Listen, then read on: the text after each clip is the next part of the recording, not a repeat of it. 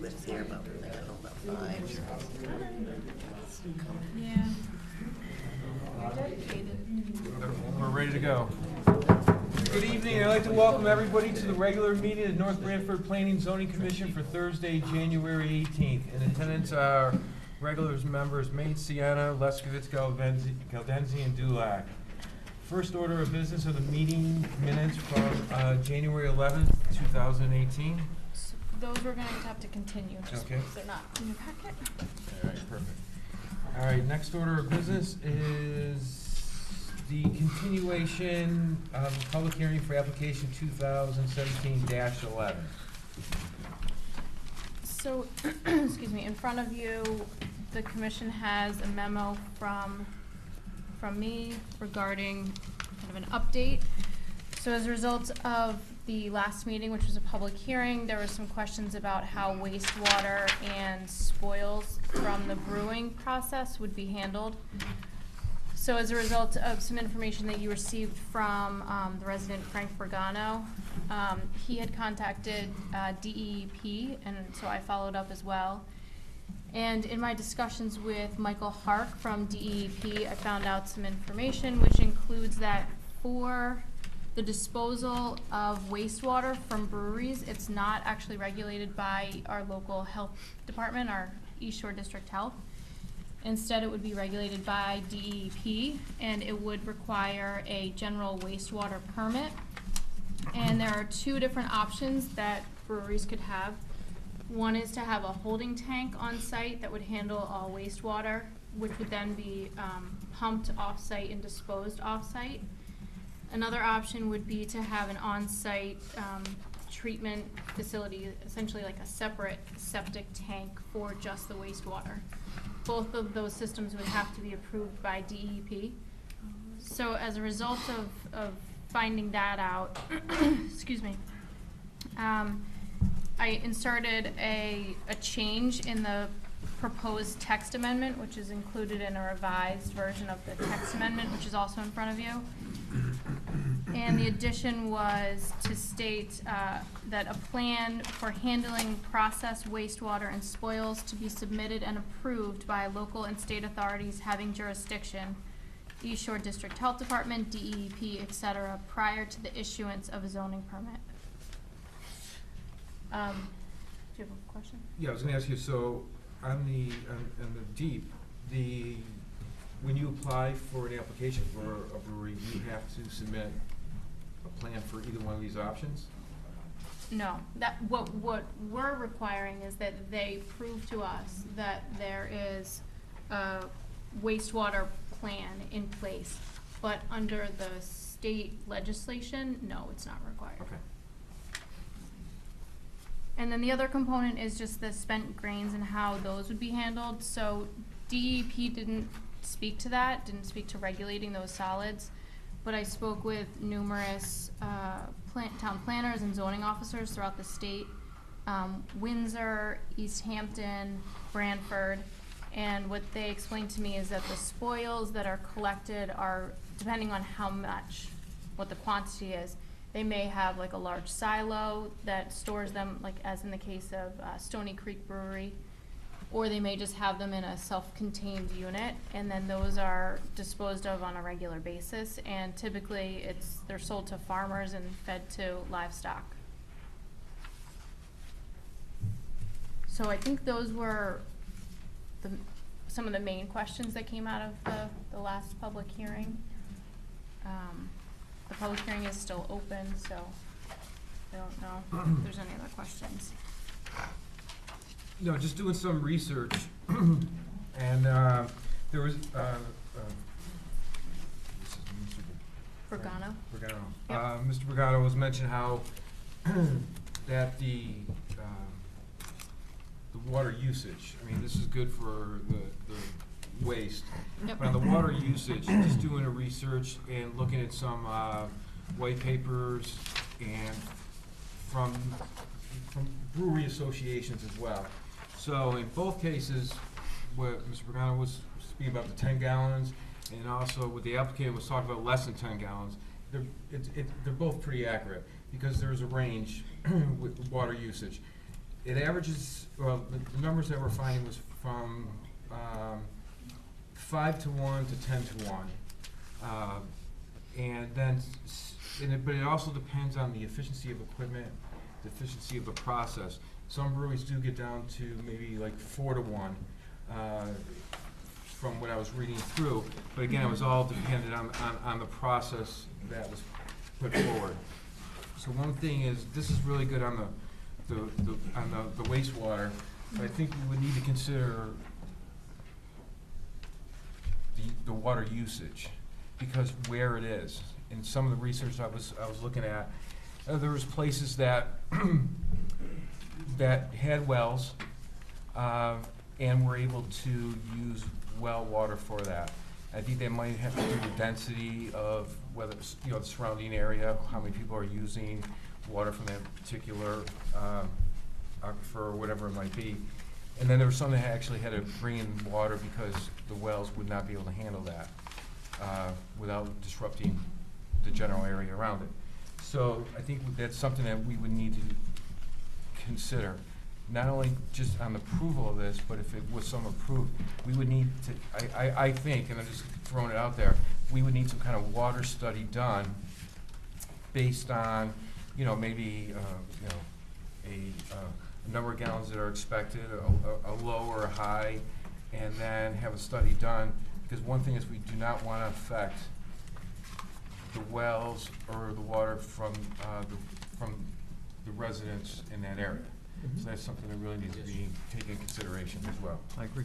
Yep. So along those lines, I did speak with Alex Zanati of East Shore District Health today, and we were not able to connect to meet in person, but he said that he'd be happy to reach out to DEP and meet sometime next week. That's the earliest we could meet, to talk about how to regulate the water usage.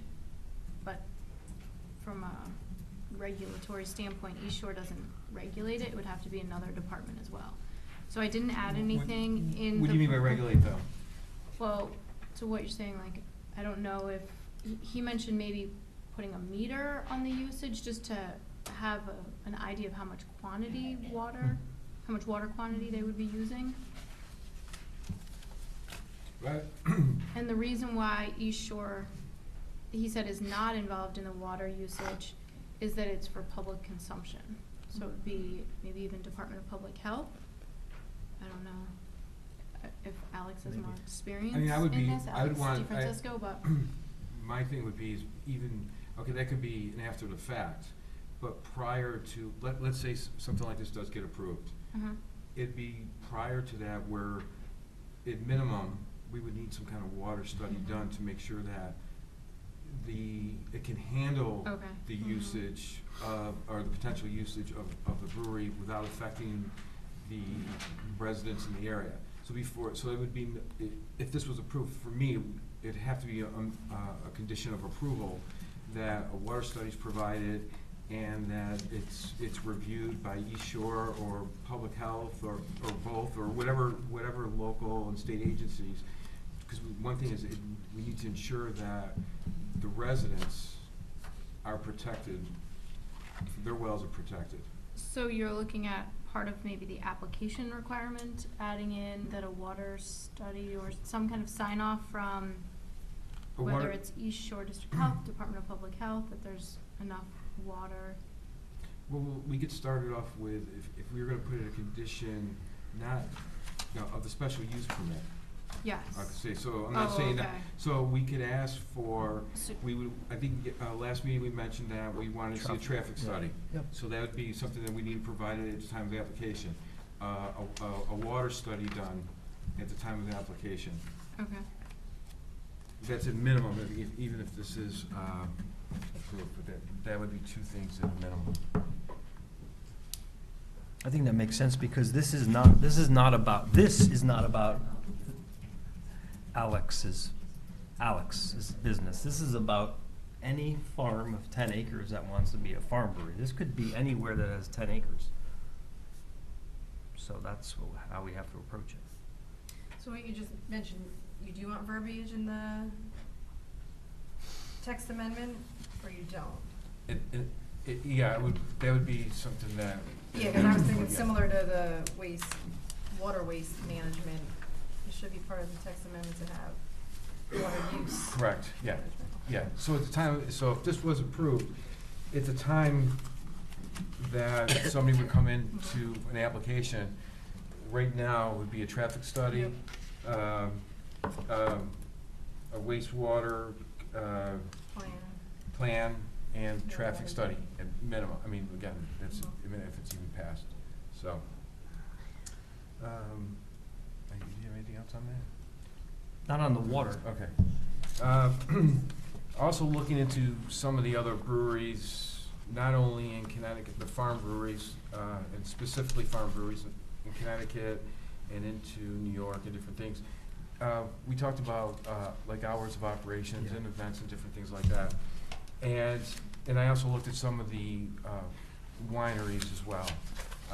Wineries a little bit different, I don't wanna say they're a little bit different, but hours of operations for the breweries that, farm breweries that I looked at, most of them are closed Monday through Wednesday, Thursday, open to 8 PM on Friday, Saturdays 2 to 7, Sundays, some were open to like 2 or 5, some were closed. Yep. So most, the ones that I saw, and again, there was only a handful that I looked at, and those were kind of basically the hours of operations. I looked at Rosa Bianca's, Bianca on Route 17. They're closed all the way through until Thursday. The latest they're open, I think, is Friday or Saturday, both to 8 o'clock at night. Yeah. So- Yep. Cause I even looked at, so commercial breweries and, cause I had a concern there as well, cause even commercial breweries, Stony Creek, the latest, even on Friday and Saturday, the latest is 10, most days 9. Thimble Island, 8 o'clock, except Friday and Saturday, 10. Duvig is still at 8 o'clock is the latest, and even New England is 9 o'clock, so. So these are commercial ones that are open in industrial and business zones. So their hours of operations are a lot more restricted as well. I think 8 o'clock is a little restrictive. Friday and Saturday, I would think they'd be able to open till 10, so they had an early evening tasting, because otherwise, you're really limiting their business by putting it at 8 o'clock. Well, the only reason, I mean, we can also, at the time of application, ask for hours of operations and have that discussion.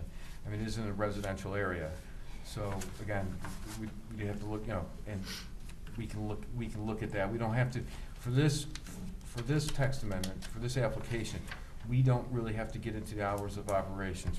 I was just bringing that because there was some talk about that. Well, And maybe, It's in here somewhere. I think it is. Yeah. What? Yeah, it's Yep. It's midnight and it's 10. We've raised that at a previous meeting already. well, I was thinking that maybe we take it out, Yeah. we take it out of here, and then we do two things. One, we ask for it at the, we can ask to include that when they submit an application, if this is passed, provide us with hours of operation. And also, if we do another text amendment, talking about events and different things like that, we might be able to include some of that into that. So we can leave this out, so we don't have to determine that hours of operations in this text amendment, but have it when, we could do it on the special use permit when somebody comes in. If this was approved, they would have to come with a special use permit, provide us with the hours of operations, and we can have a discussion at that time as well. I mean, does that? So this is just an example from Torrington, Connecticut. So they actually have a farm brewery which was just made effective in September of 2016. And they have in here, there shall be no limitation on the hours of operation of the manufacturing process. However, the hours of operation for the consumption of alcohol by the public, as well as the area open to the public for sales of related items, shall be determined by the commission with each application in consideration with the compatibility with the surrounding neighborhood. I agree with that, but I also struggle with it, because how do we create consistency. Yeah, I was gonna say the exact same. I was wondering if we could do Like if, like minimum or unless otherwise approved by the commission, so we can set kind of the guideline we're Yeah. thinking, but there could be other circumstances that allow us to like grant I allow it giving us, modifications, yeah, but I allow it giving us more discretion, but I feel like that could leave room for Yeah. bias or et cetera. So how do we create some structure? I don't know if we can base it on, we can say it's at our discretion based on, closest residents. That way there's just some kind of continuity and consistency across applications. can we put what we think is reasonable and leave something like, or at the discretion of the commission or something? Can we leave language like that? Mm-hmm. So at least we have a placeholder guideline to fall back on, like, well, this was kind of our baseline timeframes we were thinking. There's gotta be some compelling reason to move us to Yeah, like think if it's 8 otherwise. o'clock, Otherwise, you wanna go it's later. this, Yeah. unless we can demonstrate that, yeah, this really is, this is so unique to what this was, we were talking about. We can allow different hours. I don't know if that's, Mhm. makes sense or not. I mean, here's the minimum if you wanna go beyond that. I think if there's some language in there, something about compatibility with the surrounding neighborhood, I don't know if you have any thoughts too, but, I believe what you just read is really the way to go. You leave it at the application, and they've got to give their hours for us to approve at that time. I mean, how else are you gonna do it? You're gonna say, well, I think you should close at 7, 8 o'clock? I mean, either way, we have, whether it's Yeah. in that, Yeah, I think that's what our commission is supposed to do, is actually look at that. I think, for me, agreeing that, you know what, in a residential zone, this is reasonable. And then there is a caveat that if there is some other compelling reason, yeah. we have latitude to say, this is different, there's reason why it's different, therefore it's going to Yeah, 'cause be every later or time- earlier. every but time there's you do it- minimums to get consistency. Yeah, but every right? time you do that, you're setting your... Otherwise, it's the Wild West. No, it's not. Every time you do it your way, you're saying that for this particular application, whoever it might be, we're saying, okay, this is what it should be. And then the next guy comes in and you're saying, oh, no, you can't do it because we think that your hours should be less. I think you should leave it the way this was written, that they can make it anytime, but at the time of application, they have to set up the time for approval. And at that time, you say, well, look at, we just don't feel that it's necessary to stay open till midnight or anything.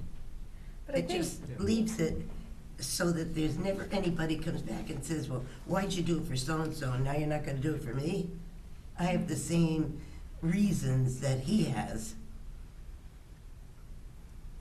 I think there's gonna be more of that if there's no guideline. Yes. It's, cause it's Mhm. literally gonna be, it could inconceivably be a different time for any Well, one that that's the came way- in. way This you're would be- saying it. No, what I'm saying is say we say 8 o'clock, just as an example, 8 o'clock on a Wednesday, right?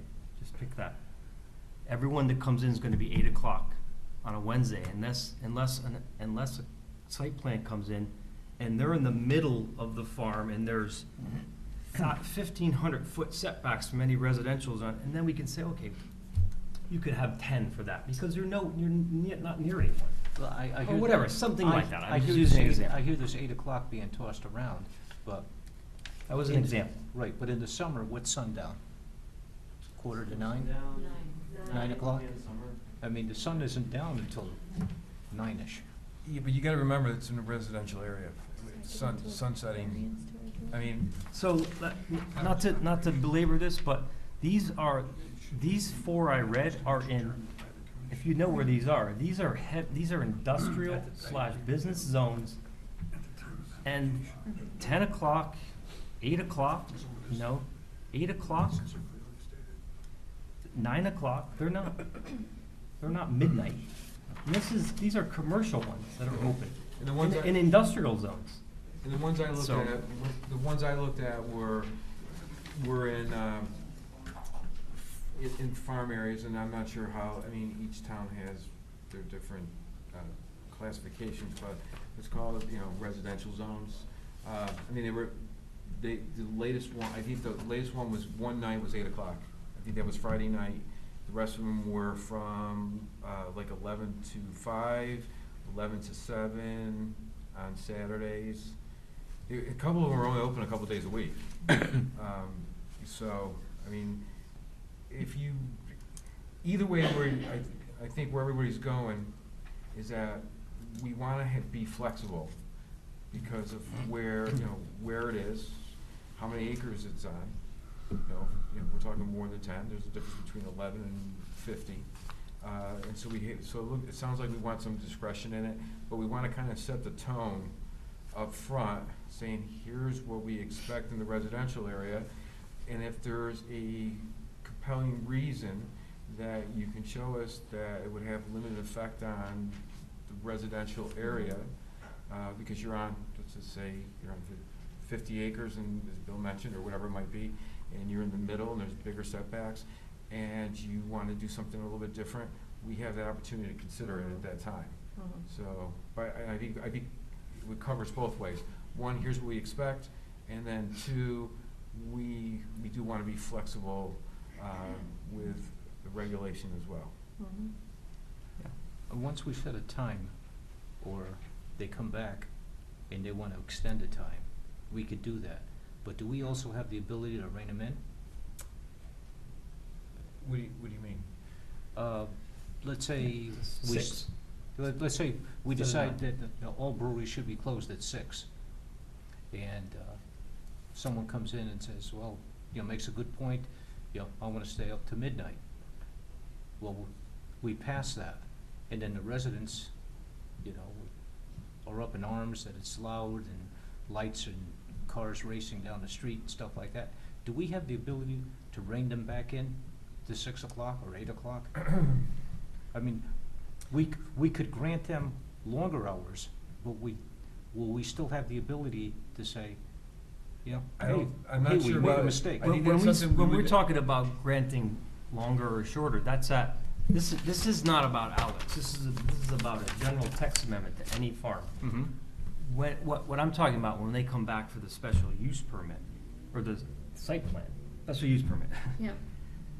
When they actually have, okay, now Alex comes and says, this is my specific brewery, at that point, we can say, okay, because he'll have exactly where it's gonna be cited, and we can say, and he may say, you said 8, but I'm thinking 10, because as you can see, I'm over here, and we can say, yeah, that's reasonable. Or we can say, yeah, no, because you're right over here, and maybe you have to do something else. What are This the, is a general, this is a text Yes, amendment yes. for where, all farm what are the breweries. wineries? What are their hours? That's the Rosa Bianca up on 17. They're closed Monday, Tuesday, Wednesday. This is not winter hours, this is summer hours. Monday, Tuesday, Wednesday, they're closed. I can't remember Thursday, but Friday they're open to 8, and I believe Saturday till 7, and Sunday might be 7 as well, somewhere around there. It could be 5 on Sunday. But the regulations, the text in our zoning regs is what's stated here for the Which- winery, which is 9 to 10 on Sunday through Thursday, 9 to midnight on Friday and Saturday. Yeah, So I that's for a thought that winery. maybe this particular winery, because they're still small and growing, but I don't see that for some of the other wineries, or some that are going to be wineries that are, Oh, the large one that I know that ever, is the one in Wallingford, begins with G. Gavea. Go ahead. Yeah, their hours, I believe, are till 8 o'clock on the weekends. isn't Stony Creek open on the weekends till 10, Friday and Saturday? But that's, yeah, Yeah, That's But- that's an industrial Yeah. business, so. So just, let me put it this way, if you gotta look at it this way. you're a resident and you're enjoying your deck and a nice day, and literally this 100 feet from your property line, which could be just over 100 feet from your deck, till midnight, you have in your residential But area. nobody's saying midnight. No, I'm just saying, so, well, it says it now. Yeah, well, maybe midnight is too late.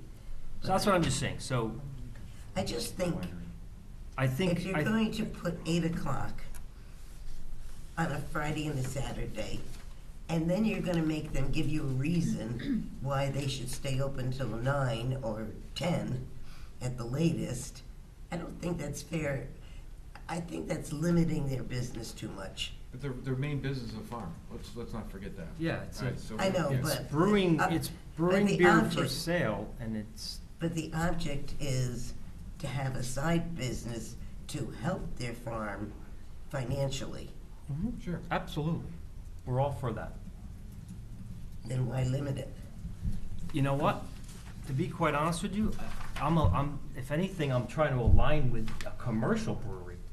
This is well beyond, these places have hundreds and hundreds of people, and they close at 10 Is the. or 9. Oh, We're we- saying But midnight here. I think the only difference though, Bill, is that it's a different scale, right? So I get what Yeah. you're saying, but like Stony Creek is a brewery, that's their only focus, that's all that they do, you know, so, and banquet halls and facilities, because I talked with their zoning officer over there, and their biggest challenge is actually parking, not noise complaints, they haven't received those issues.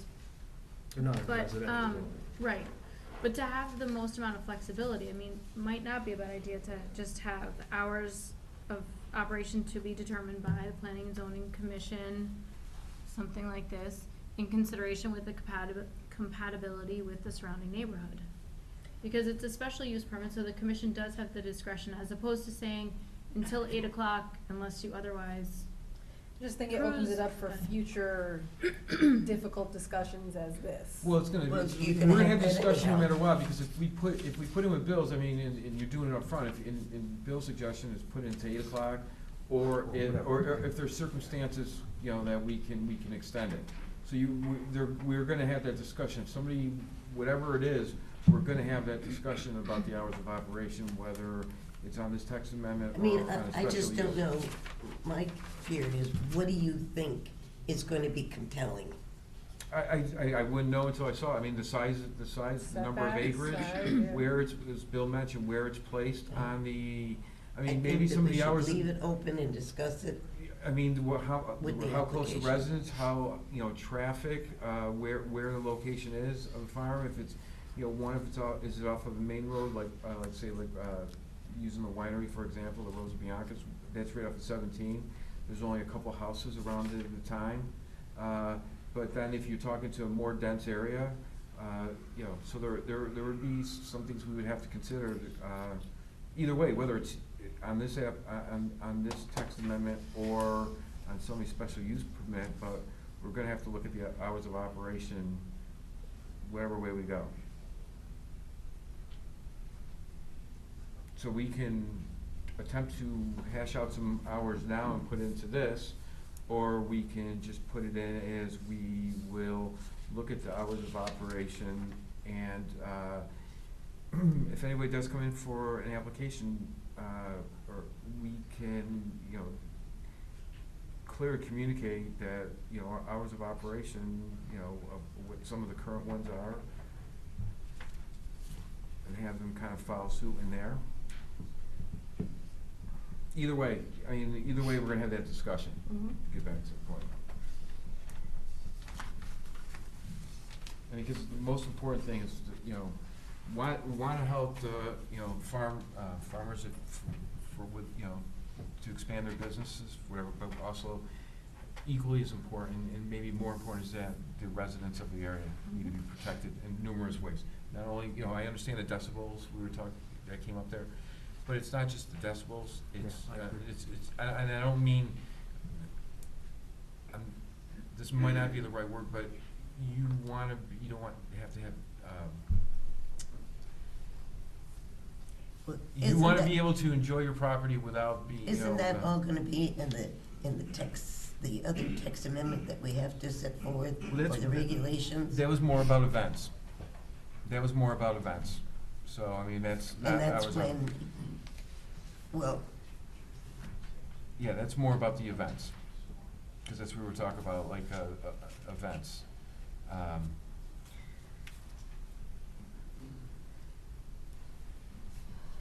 right. well, So- if you're worried about noise, then you could certainly, again, limit it to either in the building or on a patio without any music. Yeah, I mean, that's something we could have to take into consideration on that one, yeah. I agree, yeah. But again, it's just to, you know, the hours of operation, that's to protect the public. Or not just the public, but the residents of any area where this, if this was approved, that could fall under. I mean, I agree with having more discretion and in the interest of time, because we could take months to hash out hours with how we think. I would defer to us having more discretion with the compatibility of the, I think you have the discretion no matter what. If you put it down that we have to do it at the time of the application, they have to present their hours, that's where our discretion comes in, that, okay, where you're located, and we can't agree to those kind of hours. Okay, I mean, You have to adjust them. And we can have that, we can continue this discussion, because I think we probably wanna move on to some other points. But we can continue this part of the discussion about how we want to either set hours of operation in this, or, if we move to, when we start discussing the text amendment, this amendment in general, we can make alterations to it. So the hours of operations, including them, not including them, we can have the discussion again at that time. So if you, we can all do, if you wanna do a little more, we can look at some other breweries, whatever, come up with some numbers. We can think of that, or just leave it and say, at the time of special use, if this passes, at the time of special use, then we would need your hours of operations to review. But we Yeah, can, I we mean, can why have do- that discussion. Why belabor it any longer? Yeah, so we can have that discussion after we close the public hearing and do some deliberation on this, so we can go on to some other points. Bill, I don't know if you had any more? We started talking about events, and I think we were clear on what we wanna do, but I think in this, still in section E, for me, I brought this up last meeting. Okay. I think we should get rid of this whole part about any reference to events and put it in this separate text amendment, cause I thought we were gonna try to define agricultural versus non-agricultural, and then 2E. define. I got it. Because remember, it was my point about if in this other text amendment, we're trying to name But isn't it or right define here? what an agricultural event is. Isn't it right here in red, agricultural events are defined Let me finish, as though. events? Let me finish. So if we have this separate text amendment we're gonna do about events, and we're gonna define agricultural versus non-agriculture in that text amendment. If this already has a definition, then this is gonna be irrelevant, right? When we talk about that?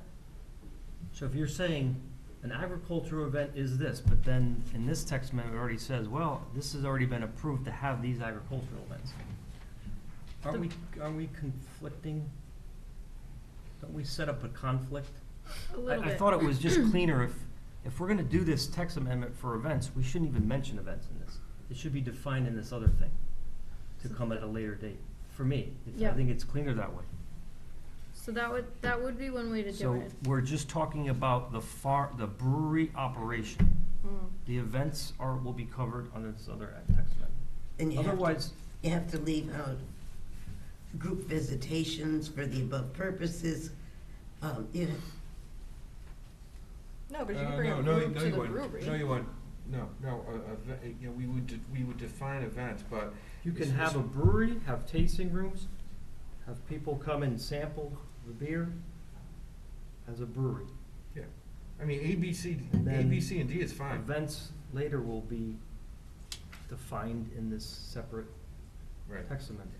So Is on I that- just think it's already addressed when you say agriculture events are defined as events where the focusing thing is centered around the agricultural product Right. and not another occasion or event. So now you just conflicted this other thing we're gonna How develop. did you conflict it? Because we're gonna define that in this, I thought we already talked about, we're gonna carve all events for all farm events, recognizing that there's gonna be more to come and things. So we're gonna have this separate, like one of the town does, I forget what town does this. They have a Madison. separate text amendment that covers events. So, yeah, and. So then any farm would say that they have to meet those the text amendment for events. And that would We be could just, better that would be define. just for farms, that would be for, farm brewers and wineries, it would be both. Well, no, Well- because the wineries that exist, Yeah. because the winery regulation allows for them to have a farm winery cafe. Right. So, those that exist currently that have been approved, But the cafe is not in question. well, everything that's in E here. So it says a farm brewery cafe may also be permitted on the premises. Correct, So- but it's, what I'm saying is that you can have a cafe. Okay, just no, But it, none of the events. right, so then the event that you would have, that the cafe could be used for, part of the group visitation, whether it's the consumption, whatever kinda goes on in there, the Mhm. cafe's still available. I mean, Mhm. we're not taking that out. We're just saying if you're gonna have an event in the cafe, it So would if fall we under already the have event. it for wineries, so We this. don't have it for wineries, we just say they can have a cafe, we don't have anything about events. Yes, Events, we do. Yes, we do. Not with when we're talking about music and different things like that, and where it needs to be placed and different things like that, I did not see that in there.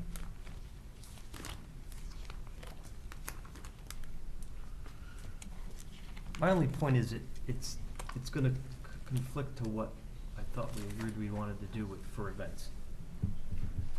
Other events, other than what has to do with the farm. We're gonna define that in this other text amendment. Correct. But what we're saying is, I think you're overthinking this whole what it thing. means by event, that if you do have an event, and you have music indoors, they can have events, but we're gonna define what the event and what occurs when there's one there. So just to outline this, so you're talking about taking out the ability for farm breweries to have events beyond just the retail sale of beer, a tasting room, consumption of beer on the premises, and then group visitations for tastings or retail sale or consumption. Right? That's all under Yeah. 2A, B, C, D. And then, so if that's approved like that, then an applicant would need a special use permit for a farm brewery, and then if they wanted to have an agricultural event or a non-agricultural event, then they would need a separate special use permit to have whatever kind of events on their property. And we don't know what that text amendment looks like, but that's just the thought. Yeah, that's Correct, what right? we, That's what one. we all talked So about. you have to, Right. you're gonna have Right. to take out that whole section E also. No, not the whole section. If that's what it's about. I think it might be We- cleaner that way, if you wanna have the ability to prepare and sell food in a farm brewery, you may wanna add that under 2 and have it be 2E. Yeah, I agree, yeah. The only thing we're talking about is the Maybe, but- events.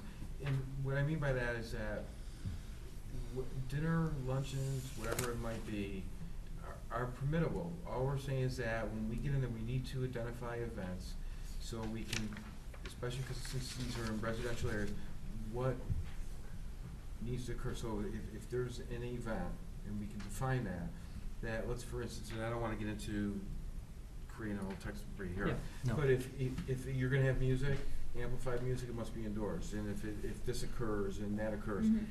We're not saying that they can't have events, they could still do a luncheon.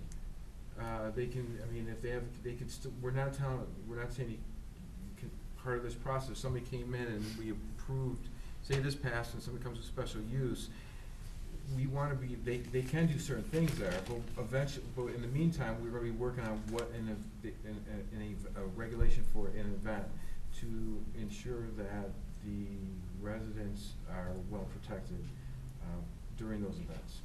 So however we wanna do that with E, and I agree with Carrie, maybe move some of it out, some of it up into, under section 2, and just leave basically the word events out. So you're giving priority to wineries. No, I'm not giving priorities to wineries. It's not in there. Well, yeah, I The mean, word event is, Would- but would it- the word event is in there.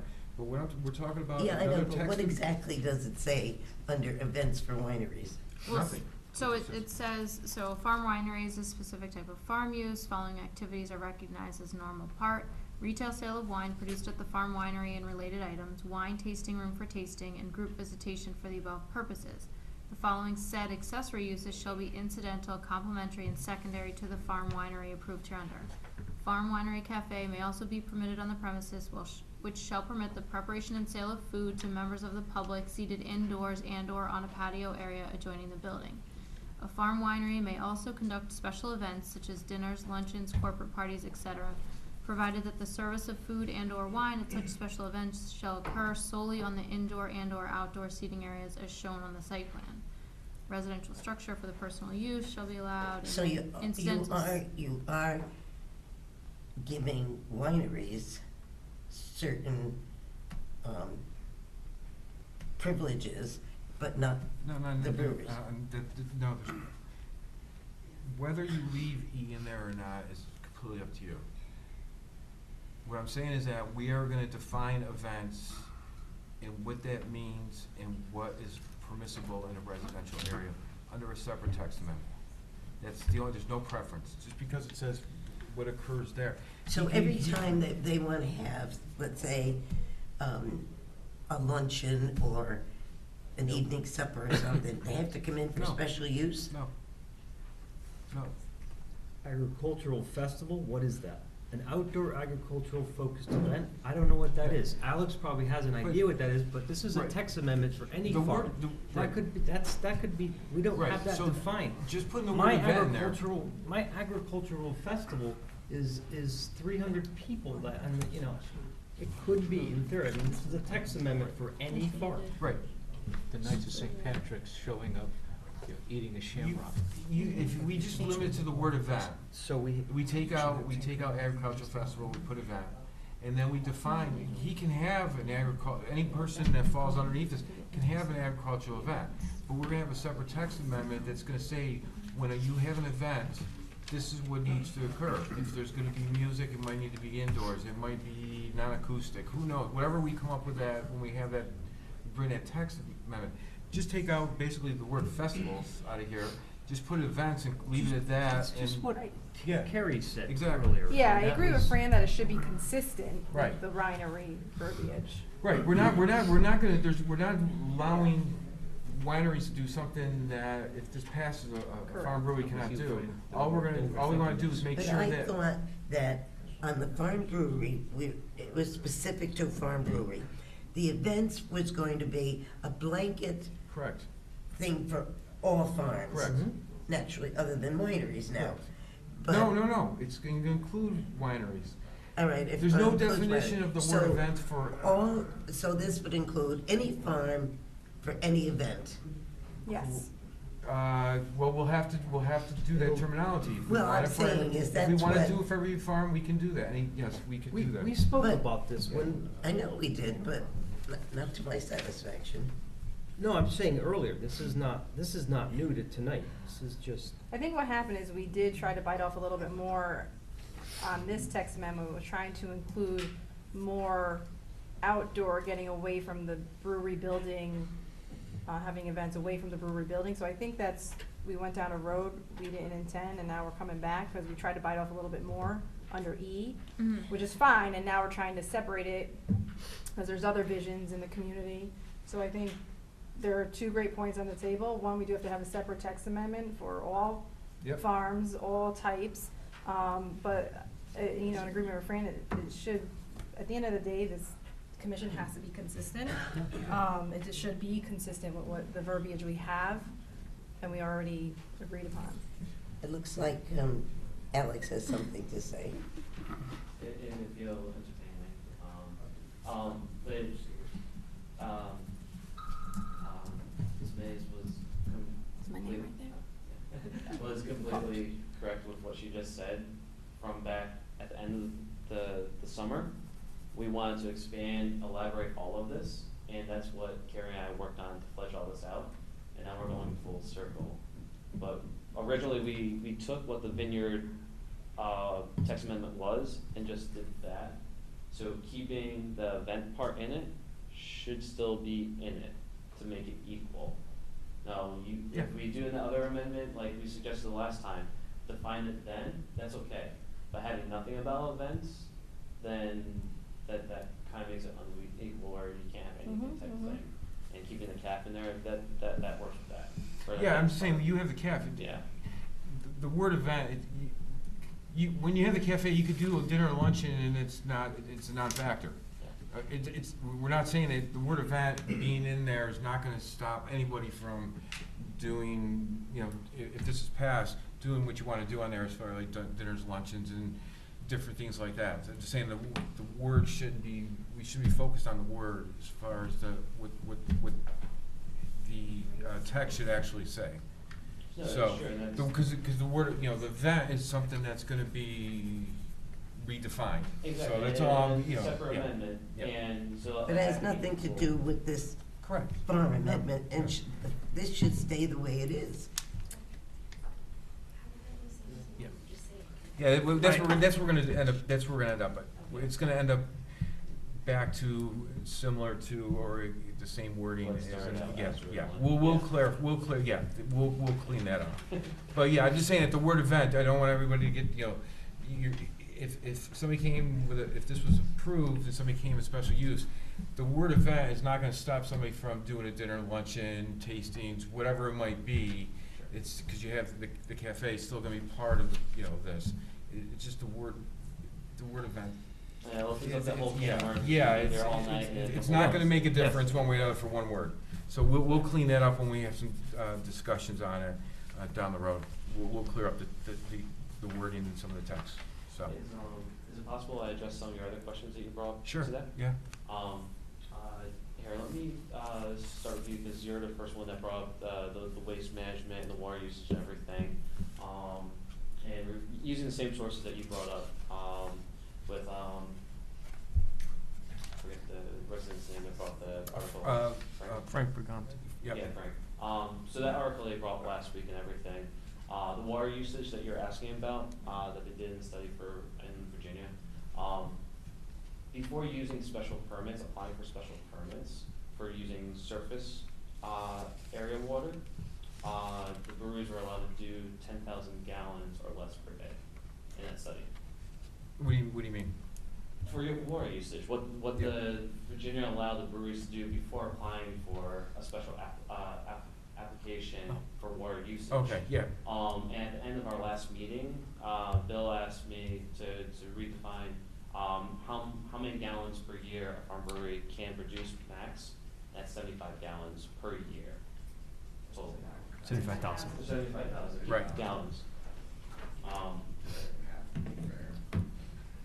Yeah. So we would. And Yeah. for the groundwater, they allowed 300,000 per month. Right. For Virginia. And so that same study answers some of your questions, but also to, Karen and I talked a little bit on the new amendments that went in for checking into water usage, runoff and all that. And Department of Ag are always great to work with. Those regulations are already in place, we're just redefining them, so that way the applicants do have them. And that's something that we already had in plan for, if this does get passed through, for the permits to have it and correctly done with the architect and all structured like that, as it should be. Because farmers are stewards of the land, Right. and we wanna make sure the land stays in prime condition. The reason why we want that, and we already do that already, because we're one of the few farms in town that consistently, volunteer basis, test our water sources with the good agricultural practices that we do with the state of Connecticut.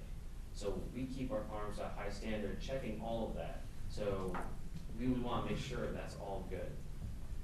As Carrie mentioned too, we mentioned this in a bunch of other meetings, and discussions on removing the solid waste. And Bill, I think, mentioned too, that solid waste, the mash, for animal feed and compost, that's commonly done, and we've discussed that as well. That's simple to handle and everything like that.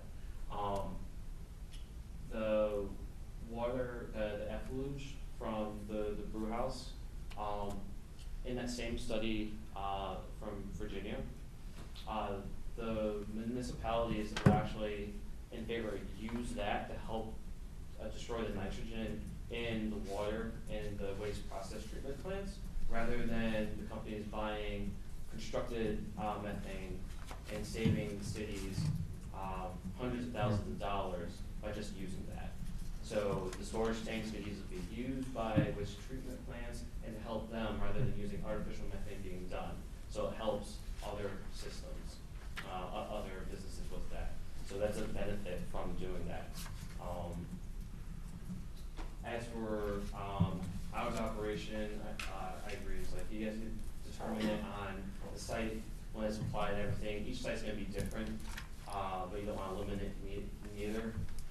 But that goes again from what we had from the line application, the line amendment from originally, and then depending on what they wanna do, it leaves the door open for that. I know this goes back to, we've mentioned noise and decibels and all that stuff like that. And there was the traffic studies. To keep in mind, the current town regulations, as we mentioned in our last meeting, I believe are 40 and 50 decibels for, depending on the quiet hours when those are. Traffic's exempt from that, and a truck that could be going on this road and any other roads like that usually is approximately reading 90 decibels. So you have someone just driving right down the road or anything else like that. You have to remember that versus someone that's just having a gathering, whether it's on the patio or stuff. So it's, well, there's some of those things to keep in mind. For the most part, everything that Carrie and I brought up and talked about to present to you guys today, I agree with working with East Shore and Deep. Those are already in place. We just want to re-show that so that way the permitting knows that before applying, and having a correct architect do it. The options that we were talking with Deep on, certain options might work better than others, so keeping those options there is nice to have for any of the applicants. I think that's everything I have. Yeah, I just wanna go back to the, like with the water, cause I was reading that where, Virginia's not the only one, but there's a couple other states that, you know, whether it's on the monthly basis or the daily basis, how much water is used, and they don't regulate. And I can surely understand that for, you know, for whatever it might be, but my only concern would be is that in areas of where these are, there's different potential areas where this can occur. The water supply might be different. And what I mean by that is that we need to make sure that if we do if there's a farm brewery put in place, that the water for the residents is not affected. So would probably require some kind of water study done, and we have to look a little more into that, but a water study to be completed so we can ensure that, you know, it might be good today, but what happens is if we start to have some drought conditions over a number of years, how viable are those water sources? Because I think that's really important to protect the residents of the area, and also you as a farmer as well. Because you will be using a lot more water, and if that could adversely affect the farm in general too, if there's some issues with the water. So we're gonna have to think a little more on that. No, it's true what you said and everything, and the differences of what the big breweries do versus the craft breweries, they discussed that as well in that same article, and the reduction, you mentioned that at the start of the talk today. Yep. Even getting down to almost like a 1-to-3 ratio with the finished product.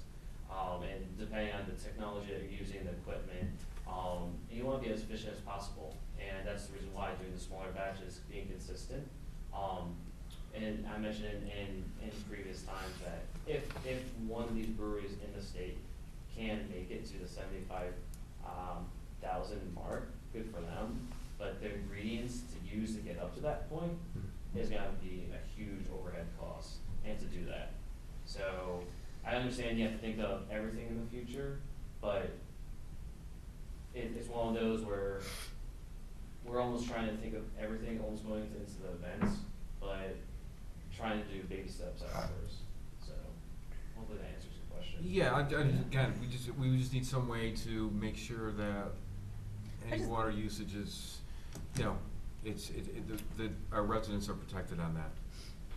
I just wanna point out too, the trainings I've gone to and what I've taken is, you know, it's not, as we discuss and deliberate and hear from all people, it's not only we have a vision and we're planning for the future, there's also a lot of legality that is involved in these choices we make for decades to come that, you know, we had, for all intents and purposes, a scientist, an expert stand up and give us some information. So now legally the burden falls on us to make sure we do our due diligence and there's protection, because down the road, say if we just only take, you know, your information into account, we disregard somebody who stood up and gave us concrete, legitimate data, down the road, if there is a drought condition and the residents are suffering, now there's a huge lawsuit that we open the town up to. So not only is there a lot of discussion and debating about, you know, what we have going on, there's that, at least for me, I'll speak for myself, that's in my mind too, that there is a lot of law and legality that's going into this, decision-making versus just, can't find a word, just thinking for you right now or for farms, there's a little bit more depth into the law for me, and that's my perspective as well. So that's where my head goes, and why it's like, okay, we do have to do our due diligence. Not only is our commission here to protect the public, but it's also to, you know, protect it from a legal standpoint as well. So just to put that perspective out there as well. Yeah, that's a good point. These are always challenging because, as you know, if it was your specific application, we see exactly what's going on. We can see the road, we can see the setbacks, we can see the boundary lines. It's much, but this is carte blanche. This is a text amendment for any 10-acre farm that would want to do this. So we have to be very, you know, cognizant of that. So. We want to be detailed, and we also want to be flexible at the same time. Mm-hmm. And that doesn't just go with this text amendment. This goes with anything we do. Because we want to, you know, like as Bill was saying, anything we do, we don't do spot zoning. Anything we do affects the whole town as a whole, and we want to make sure that, you know, we cover the details, allow a little flexibility where we can. Sure. So we don't open ourselves to something and we get some different areas, but that's why sometimes we do a 360. No, it's understandable. And, you know, as you go through it, you see things that you might not necessarily see in the beginning, so that's, and I understand, you know, some of your concerns and thoughts about, you know, about us going back a little bit. But we wanna just make sure that we have something here that, if approved, is easy to work with and takes a lot of, you know, that gray area out, but again, also, you know, create some opportunities as well, so. Yeah, that's true. It's one of the reasons the last couple of years when we did at the state level doing all this, taking all the experts in the different departments and constructing that. And we didn't have the water restrictions Right. in there, or the different other ones. We felt what was easier in the different farming environments and what's feasible and everything else like that. And that's why we did like the cap and everything for production, Right. and other restrictions in there. But a lot of what we've presented over the last couple of months was hashed out already the last couple of years. Yeah, it's like, you know, the water, like you said, the water usage wasn't in on the state level, but for them to put I'm not gonna make really any assumptions, but I think that the reason why it's not in there, because it's up to the local jurisdictions. Because there might be some areas that have maybe some poor water areas, and we've seen them in Connecticut, and there's some areas that don't. So I think it's up to each municipality to take a look at that. And again, that's why it's become one of my concerns, because it's not in the state regulation. I thought there would have been something in there, but there is not, as you mentioned. So what they basically did is they passed it down to us and other towns that are considering these to, you know, if that's a concern of the town, then it should be, you know, put in there, but they did not regulate that. Yeah, and that's, I think that's why they didn't, but I wasn't there, we can't speculate on that, so, but. Yeah, just while you're standing there, just a quick question, something jumped, you know, there's obviously a concern about draining the aquifer. There's a concern about draining the aquifer. Okay. Now, that being the case, do you have a plan B? And this might be completely ridiculous because you're gonna be making beer with well water, as opposed to somehow Coors just jumped into my mind with their mountains, springs. You run a pipe into Farm River, run it through a reverse osmosis, and you got mountain spring water. I mean, is that feasible or not cost effective? For what I'm planning, Can't do that for the whole state of Connecticut. I was gonna say, is that even legal? Yeah, that's not even, you wouldn't be able to do that, Yeah. it's all protected. At this point. Don't they pull water to irrigate farms? From the river? Yeah. I'm sure they will need, if they do, they probably need some kind of permit to do that, because that's all regulated, that's regulated property. It's all regulated property. Yeah. You can't dump or take out of the river, as far as I know. Well, so you're asking about drawing water from the river Yeah. for I feel it water was more like, is there a to- plan B? Oh, I see. Yeah, I mean, one of the thing that came Ship to in my mind is, water. you know, just, you know, pulling it from Farm River, run it through a reverse osmosis, you know, clarify it. Yeah, I don't think everybody's gonna. It would have to be, whatever Be a permit. changes would be made would have to be reviewed by, Department of Public Health, because it would be consumed by the public.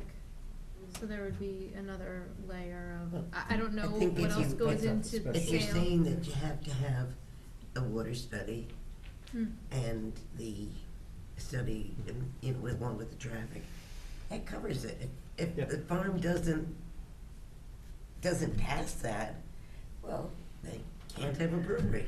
Well, I mean, there's When other they options. close Yeah, up- but Well, yeah, there would be other sources. Then they'd Yeah. have to come up with a Yeah. different I option. mean, one source was that. So it's just a water use plan. Yeah, I mean, Water study, one water source, use plan. one source would be is if they weren't able to pull water out of the ground, have it trucked in. Yeah. I mean, I saw one farm brewery, that's what they had to do. Not because of, it was because the well that they had to build was gonna be too deep on their property, so they trucked it in. I mean, Yeah, that's- and that's- The thing I I'm was sure you thinking could have a of, storage tank Yeah. for the water they bring in. you know, I was thinking anyone that goes dry now is gonna be suing you, because it's your fault, Well, obviously. let's not get into that, no. But No, we're talking This is a about. text No. amendment, we're at the Yeah, text no, amendment we're not- stage we're right not- now, we're not so gonna get into the legal we're not ramifications. even We're not gonna go into the specifics. legal ramifications. Text amendment. Yeah, Just being realistic. yeah. No, I understand. Any other questions, or?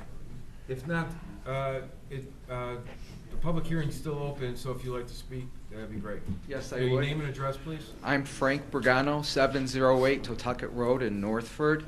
As Carrie mentioned, I made a lot of phone calls this week. Jurisdictions for this type of facility are controlled by the Connecticut Department of Energy and Environmental Protection. It is a non-agricultural, it has nothing to do with the Department of Agriculture. It's strictly controlled by DEEP. Yeah. The other thing I want to point out is DEEP made it very clear, and I want to make sure it's captured in the text amendment, that there cannot be land disposal or composting of the solids, the mash, or whatever you want to call it, from the brewery without a permit from DEEP. Right. And so that needs to be included in there, because at least what I saw did not say that did not address the disposal of the mash. So if the intent is to land dispose, compost, must have a DEEP permit. Typical disposal of those wastes are usually what they do is they feed them to cattle, cows. That's how it's normally handled. Thank you. Thanks. You have that. Yeah. So, But you said, well, spoils, so. yep, Yeah, it actually, I mean, we do have that covered, Carrie, I'm not sure. I'll finalize. But we'll make sure that's included. I just wanna make sure that's Yeah. in there because that's, Yeah. excuse me if you don't mind, let me finish. The reason for that is that the mash is mostly water. There's solids there, but it's mostly water. That water will take and then percolate into the groundwater and contaminate it specifically from nitrogen compounds, okay? And as you know, I'm a water scientist, so if you want to talk about taking water out of the river, I can greatly help you, tell you how to do that. But the issue is that the treatment they're going to have to require to take water out of that river is going to negate, there's going to be a lot of money for them to do that, okay? It can be done, but it's very expensive, and I don't believe the state or the regional water authority would allow them to take water out of the river. The other issue that they're probably going to face, and all these farmers are going to face when they draw from the aquifer, is that water hardness and water chemistry plays a big point in brewing beer. I draw from that aquifer. I have 16 grain hard water. From what I know of the brewing process, that's too hard. So more than likely, any of these breweries, if they're drawing from the aquifer, they're going to have to put in treatment systems just to treat the water to get it to where it needs to be. Typically, that's done by water softening, and that waste is also regulated by the state. So there's a lot to do with these breweries. It's not as simple as you do it in a home. It's very complex. So when they do submit site plans, they're going to need to have very, very engineers that have very much experience in doing breweries. It's very complex. Yeah, Thank and we'll you. make sure all the permits are in place. Your name and address, Hi, please. I'm Nancy Reiner, 21 Auger Road, and I had a couple questions. You were, of course, speaking about the hours. Is there a difference between manufacturing hours and customer hours, or was it all conclusive? And meaning why I'm asking is, of course, the operations. Well, I saw they had down, 9 a.m., so I'm just wondering if that's why, because there's going to be the manufacturing portion of the day, or how that worked. Because you mentioned other wineries and whatnot actually are closed during the week, or have hours starting, Those like are 2 or 3 public hours that So are those are the just regulation. public The hours. manufacturing hours are not in the regulation. I mean, the wine regulation. Mhm. But the manufacturing hours could be different than the hours to the public. So what is going to be in the regulation would be Hours of written that operation. way? Hours of operation, which would include manufacturing and customer hours? Or is it stipulated separate, or? We could take a look at that. Okay. Yeah. The reason why I'm mentioning it is because one of the references, when you guys spoke about Salem, of course, we've talked about the traffic assessment and all that too. They have it in their text, and of course, again, we don't know comparatively how their brewery would amount to what anybody else's is as far as quantities, but they mentioned supplier deliveries, including spent grain and wastewater pickups, would possibly be 4 to 12 trips a week, and that means multiple trucks, equipment, and such. So as far as that included in manufacturing hours or operations. I also had a question as far as like the cafe portion. Is that under regulations for a restaurant? No, that wouldn't be, because it wouldn't be a restaurant. It would just be, it wouldn't fall, if they were creating, or making food there, then we would start to fall under that type of regulation. But bringing outside food and have an area to prepare it to serve it would be a little bit, it's different. Because they're not actually, Oh, okay. they wouldn't be actually cooking food on the premises. Okay. And Go ahead. that's not allowed in a residential area. Just like the wineries can prepare food, but they cannot,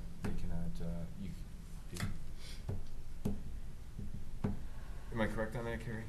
Well, this says Or is that- preparation Yeah. and sale of food, so, and similar, I mean, with a restaurant permit, it's a special use permit, and really all we look at is, typical things like parking, traffic, hours of operation, lighting, obviously review by East Shore District Health, so all of those things would be done under this, so it would be a similar process, so. But it wouldn't be falling under restaurant status, is what I'm getting at. No, it would be a farm brewery, so it Right. does say in here that it says which shall permit the preparation and sale of food to members of the public seated indoors and or on a patio area, so, think the goal of this is to connect the restaurant with the brewery. So the restaurant would be, or the food service, the food prep and food sale would be accessory to the brewery. It wouldn't be a primary use of a restaurant. It would be, the focus would be on the brewery. With the accessory use, as it says here, the following said accessory uses shall be incidental, complementary, and secondary to Are the you farm thinking brewery. about the other text amendment we were, Harry? No, not. Oh, you're The asking other me? farm? No, No. I'm going back to the winery. Oh, all right, because there's that other one that we were Where does it discussing. say that. accessory to it? So. Doesn't say in this one, does it? Yes, the paragraph right, or the sentence here, the following said accessory uses above E. Oh, yeah, okay, I'm sorry. You can continue. Yep. Okay. So my question again was, as far as regulations, or, I don't know, cafe, restaurant, Yep. whatnot. Okay, including like, is there a maximum capacity and like Carrie mentioned, parking situations for those regulations? Yeah, we Okay. have standard Yeah. regulations for parking, depending on the size of a building, and the square Patron area. footage. Yeah. Okay, so it's kind What of are those? falling into that, or? Specifically, what are those? I don't know them off the, Capacity? I would, it depends on the square foot. That would make, So, that makes sense. I'm gonna I'm Michael answer that. Riganese, and I'm Well, at this is a 21 text Honor amendment. Road. Okay, Hold so on. can you, first of all, Sure. you could step up after she's done and you can ask your I don't question. have to step up there, I'm stepping up right now, and I'm telling you. Excuse me, sir, that's our Yeah. process here, just, All right. we will listen to, we'll like to hear what you have to say. We wanna hear from everybody from the public, so can you let, this Yes. lady finish her comments, and then you can step up with your name and address, please? Sure. Okay. Okay, Sorry. so that's something we'll know, or it'll be in there, is what you're saying, or it'll Yeah. be referenced to another Well, regulation? no, as far as the Mhm. parking so the square footage of any building, here, I'll try to Determine. read it. yeah, the square footage of the building, that's gonna be a cafe, which determines parking and capacity, but. So it's it says in the proposed text amendment, section 53, so the parking shall follow section 53 of the zoning regulations, specifically meeting the parking requirements for restaurants and other food and beverage service establishments, which is one space for each 50 square feet of patron floor area and located not more than 300 feet in a direct line from the building. So we don't know specifically how many parking Mhm. spaces would be required. It would depend on the size of the proposed building. And is there gonna be a maximum size, brewery or, Yeah. Yeah. cafe or customers? So building? also in the regulations, which, I can get some more copies, but it says in the proposed text amendment, the special zoning bulk standards for the farm brewery use regulations shall be as follows. The building coverage of the principal building use, so that's the main location, shall be no more than 5% of the lot area. So again, if you go back to the beginning, it's a minimum of 10-acre site. So 5% of that 10 acres can be covered by the principal brewery use building, which has a setback of 100 feet from all property lines. And then the building coverage of any brewery accessory uses and residential uses shall be no more than 2% of the lot area. So again, 2% of that 10 acres. And a minimum building setback of 100 feet from all property lines. And the residential uses shall follow the respective residential zone building setback requirements. We also have in here site paving shall cover no more than 10% of the lot area. And any pre-existing building within the minimum building setback distance may be approved by the commission for use in the brewery operation and/or brewery accessory uses if the commission determines that its intended use, size, location, and distance from the surrounding residential properties are appropriate to the area and will not be detrimental due to its operation and traffic. Is that in the copy that you Yes. reviewing today? Okay. Okay, thank you. And I do have one other, item. So, the other item is North Stonington was referred to as well.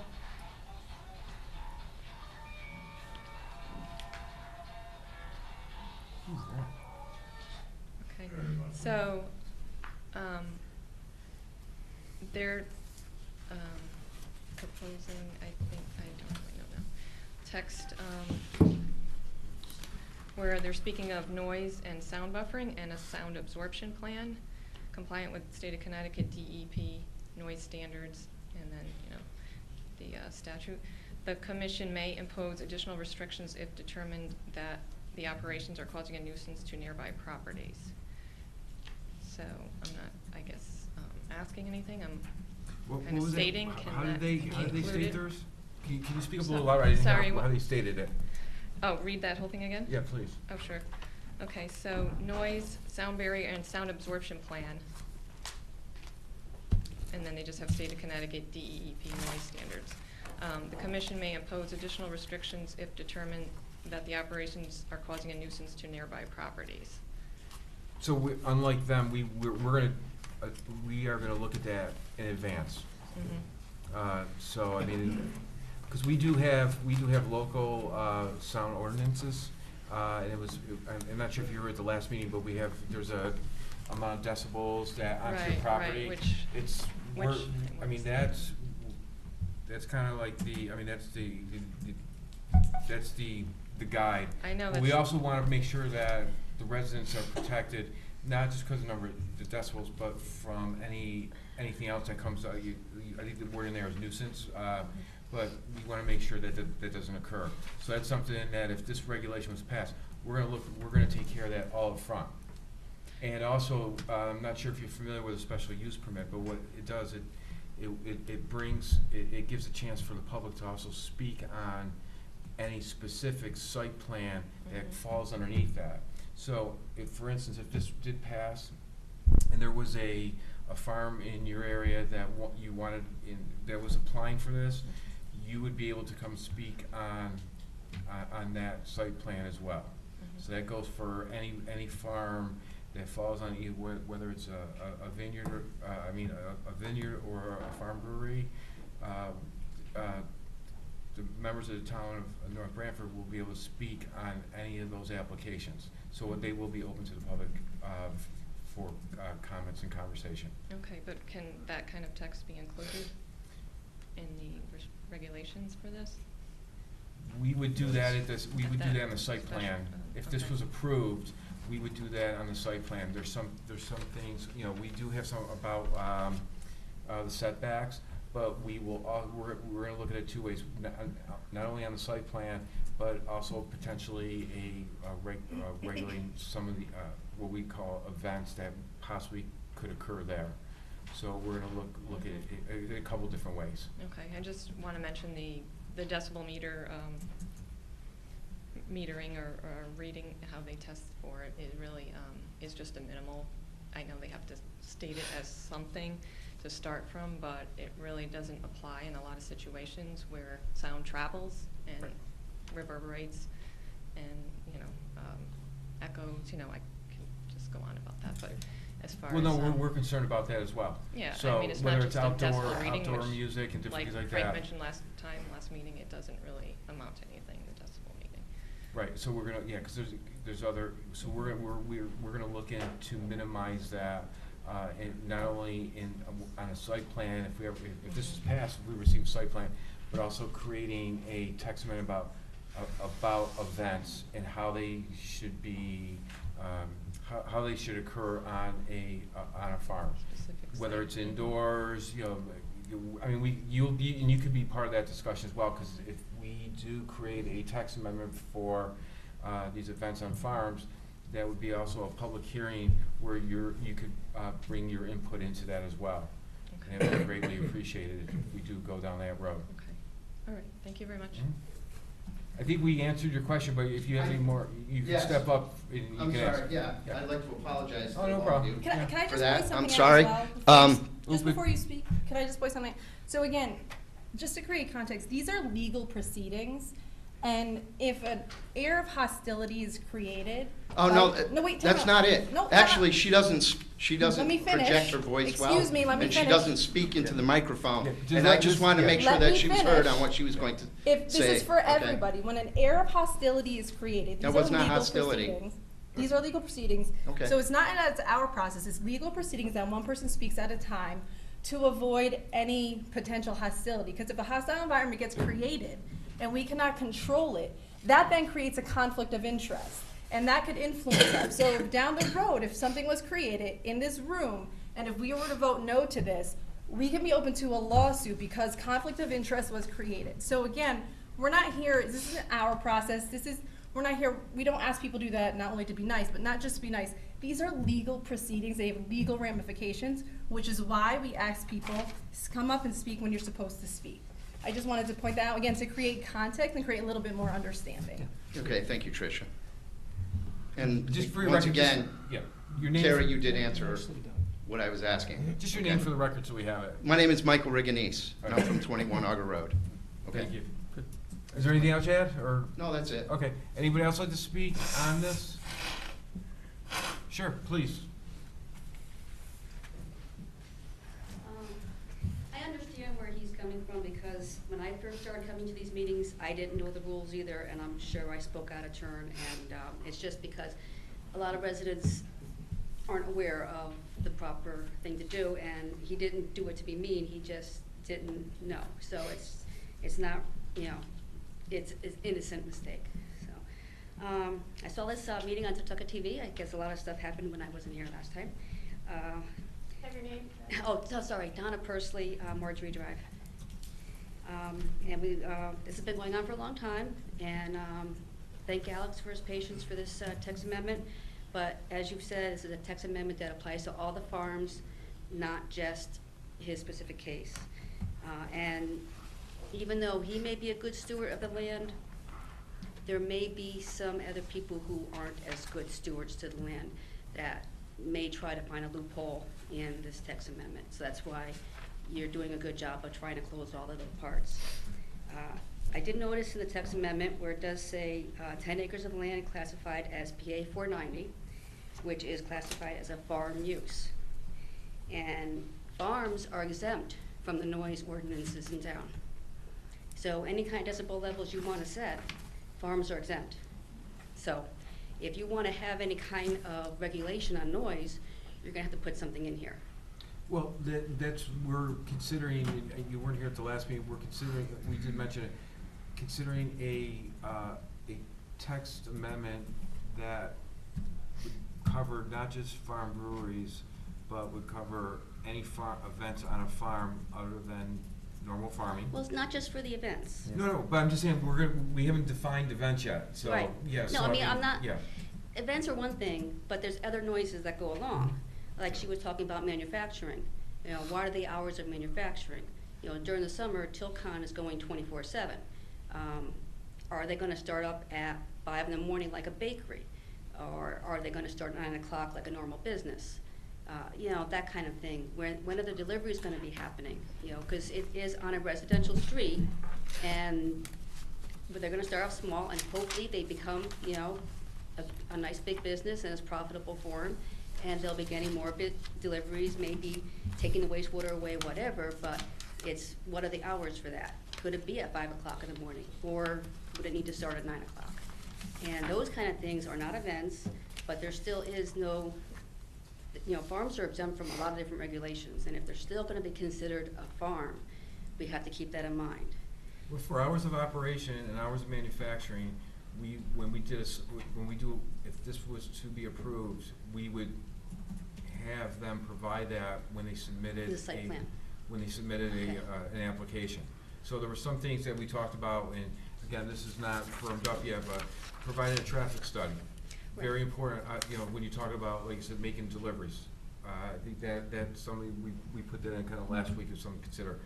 The water study, waste management, and I think we had one more that we were looking at. But, I mean, so those hours of operations, we would get it at the site plan and then have a discussion with all that information in front of us, if this was to pass. That's nice. Then, with the tastings, I think they mentioned maybe having a DJ. Do you need a DJ with tastings? And there's gonna be a patio, an outside patio. Now, the building, in the text amendment, the building is going to be minimum 100 feet from the property line. How about the patio? Where can the patio be? Can it be within that 100 feet? Could it be closer to the property line? And that would be where people would congregate in the nice weather. And, you know, so the person next door can have people, who knows, 50 feet from their property line? Because it's not a building, it's the patio. You know, so you have to keep that in mind too. And it also says that you're allowed to have the refuse container within 100 feet of the nearest adjacent building.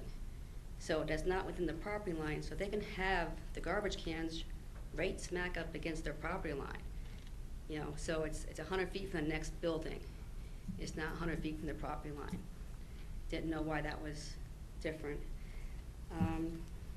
Hours of operation, like you said, they can address that in Right. a site plan. If it's a 10-acre property, I don't know why they have to be so close to the property line. We have all this land, but maybe because the farm, they're growing crops and the rest of it, you know, I'm not sure, but if you have a 10-acre property, there's really no reason to get that close to somebody's house. I heard somebody mention 300,000 gallons a month in this Virginia place, of water. They're allowed to take, you know. I thought it was 30. Is it 30 or 300? 300,000. I think it's 300,000. A month? Per month in there. Okay, all right. That's the same as 50 houses, just keep that in mind. So, and if DEEP doesn't monitor wastewater, who will? Because there are a bunch of contaminants in that wastewater. And I know you're trying to copy what the winery does, but I don't think you had this many people speaking when the winery regulations came up. And maybe some of those things were not thought about as thoroughly, and maybe they shouldn't be allowed to go till midnight. You know, if the winery is in a residential zone, if the winery is in an industrial zone, business zone, you know, it's different, but this is residential. I see from the last meeting in North Branford Proud, there's a lot of community excitement about this. Everybody's really excited about having a local brewery in town, having a destination to come to, because in that Coventry thing, they said there's no destination, there's no reason to come to North Branford. It's a nice town, but you know, why come here? But we do need to keep the environmental impacts in mind, and also the impact of the families living next door to this destination brewery. So, Thank you. thanks. Does anybody else like to speak? Please.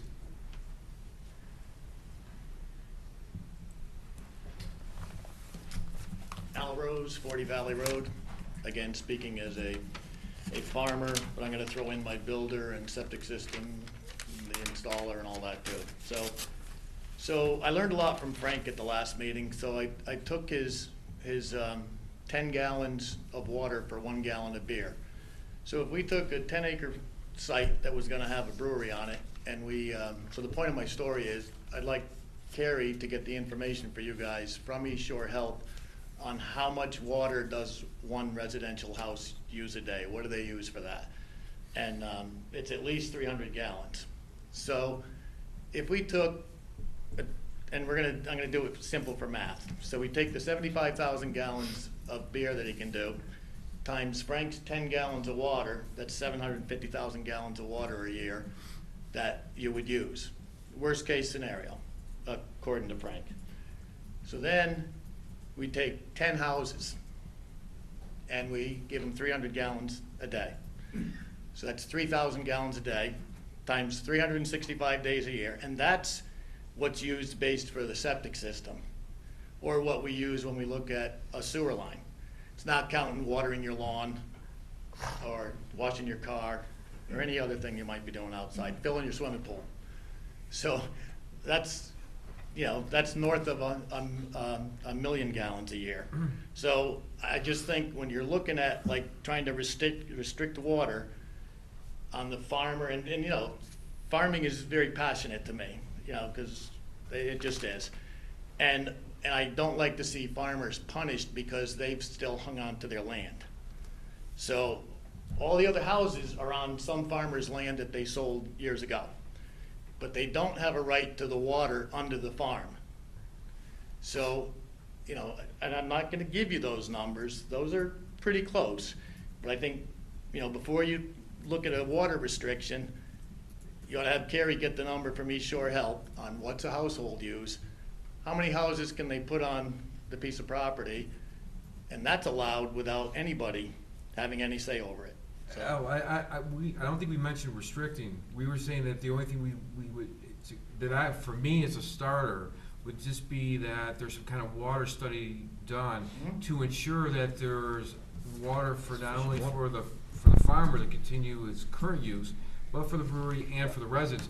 I don't think there's any restriction. The only restriction that I know of is that the number of gallons that can be produced per year. That's the only restriction, and we didn't, Right. that's not our restriction. That's with the state. I was just pointing So, out yeah. that 10 houses would use a Yeah. third more water than. But we would, yeah, and we would have, we just wanna make sure that we're protecting everybody, Okay. including the farmer, or an applicant for, if this was approved. Okay. Would anybody else like to speak?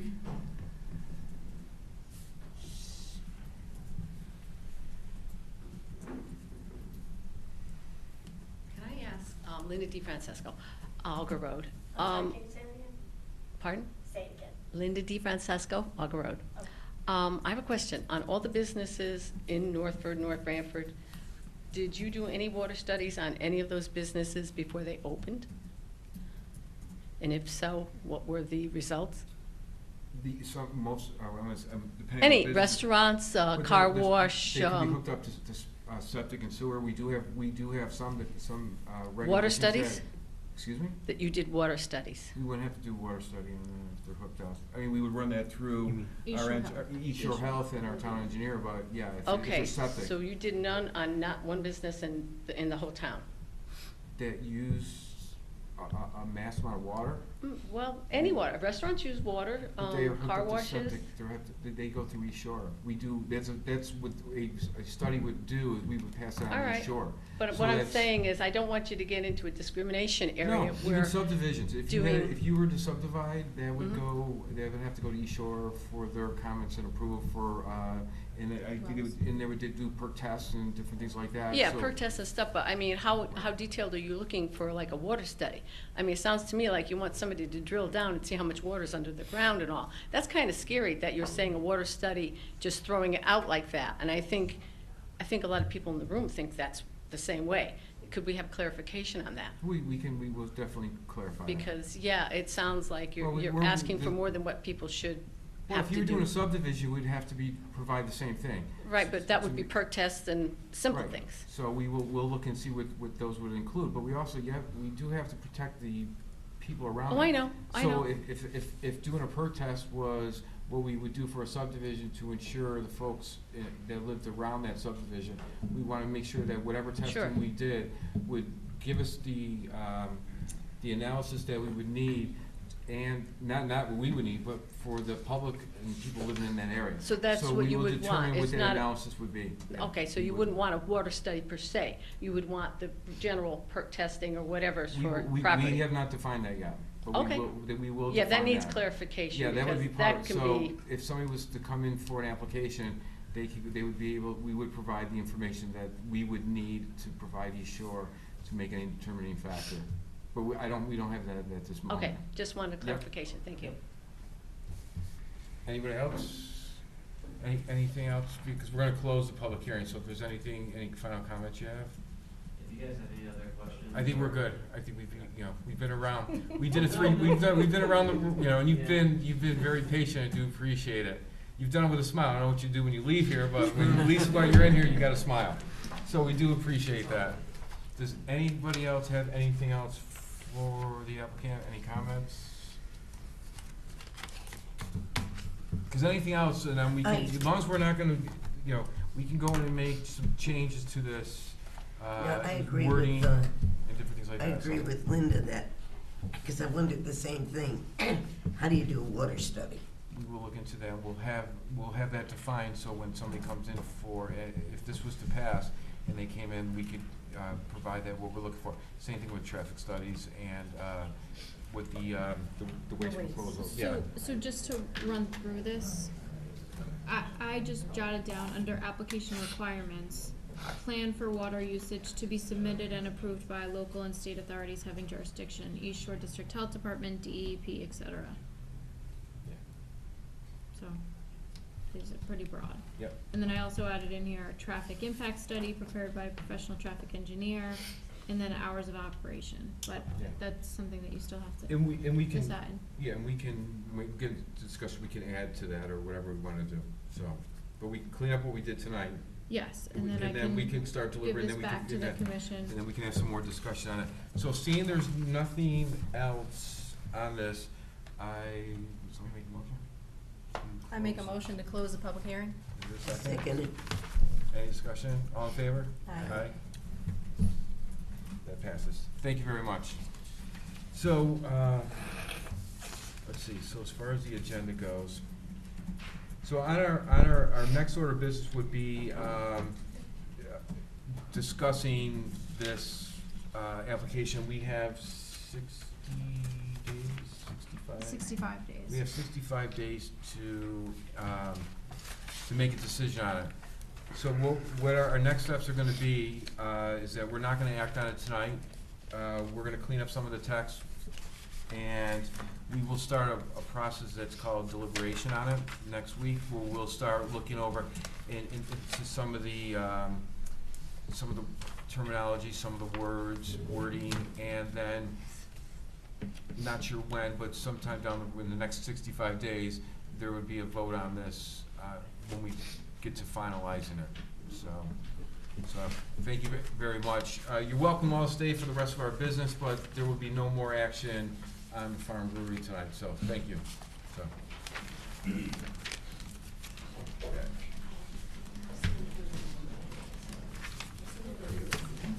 All right, other business, 1831 Middletown Avenue, outside storage discussion.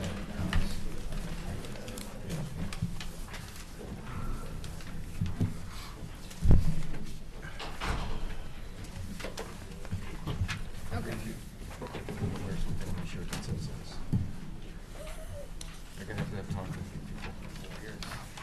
Okay. Okay, so this is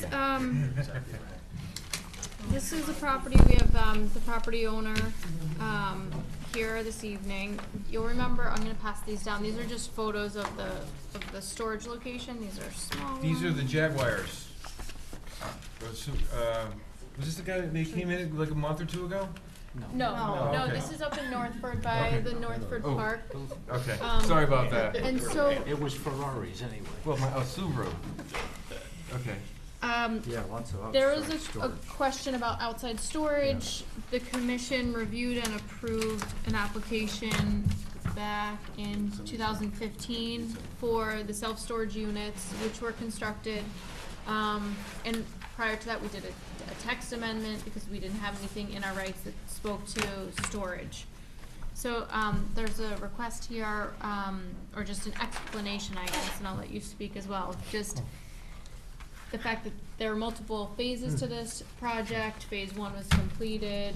What had been approved is just the inside storage. There is some outside storage, so I have a site plan here that's been modified, showing where the outside storage is. The original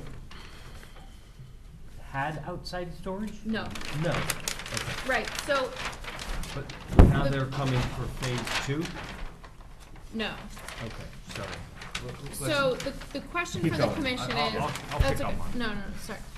In front of you, there are the regulations for outside storage.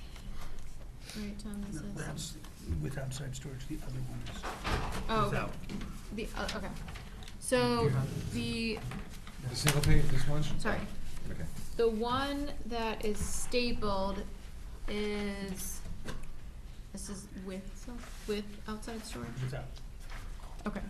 The one that's stapled is without outside storage. Mm-hmm. So it was a site plan that was approved. And it fell underneath this one? And it fell under this. Okay. Gotcha now. We have another regulation with outside storage, 42.5.13, and that is actually different in that it's a special use permit.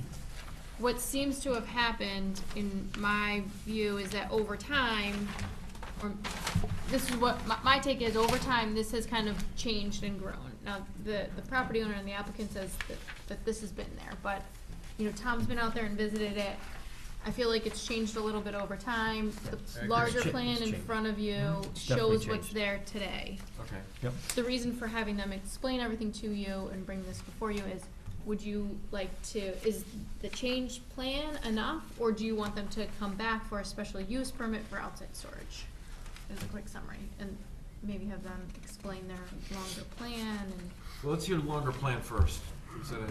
Let's hear your longer plan first. Well, the longer plan was what we applied for in 2015. That approval included up to 220 self-storage units. When we began construction, actually even before we began construction, we initially came in for that approval and we were shot down. We had to come back and ask for an amendment change to the zone, and you granted that.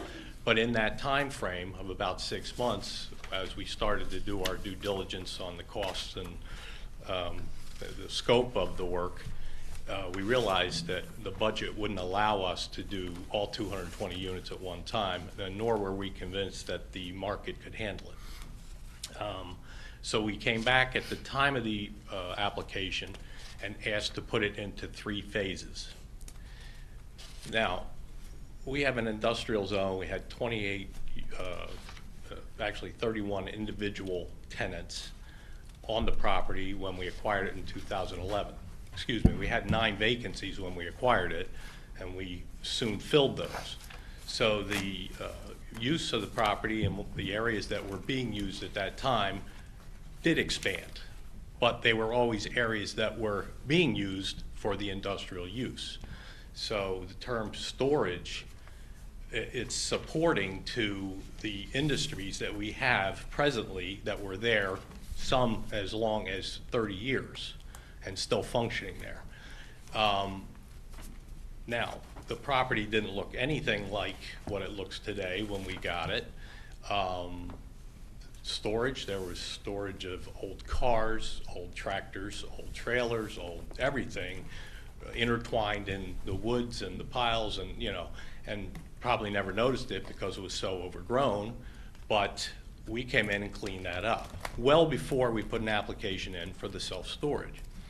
In trying to see how we could absorb more of the 9.5 acres that we have there, we determined that we didn't want to impact the water, get involved in water, meaning we didn't want to put in more bathrooms and more anything that would impact the land, and self-storage made the most sense. When we came in, it was prudent for us to complete all of the site work. We had to, in fact, in order to meet the drainage requirements and the catchment systems that we had to put in, even to get phase 1 done.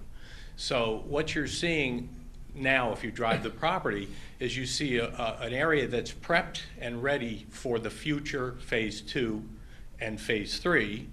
But on phase 2 and phase 3, we had been functioning with our outside operations for our tenants. Now, it is a little bit larger area because of what we cleared and cleaned in order to put in the drainage system. That's true, and we have spread that out a little bit, but that was for 2 reasons. If anyone remembers the old site, the parking area in front of the existing building came right up to the street. And in fact, you would have seen tractor trailers parked there and all kind of things at that time. When we applied, we elected to reduce that parking lot by 40% and turn it into a green area. It's got the plantings and buffer and grass, and it's sprinkled. Both areas are irrigated.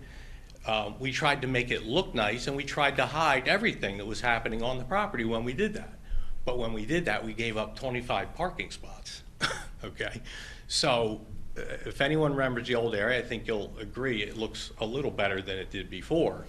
but what it has stopped is activities in the front of the building that would be more visible to the public, okay? In doing that, we shot ourselves in the foot.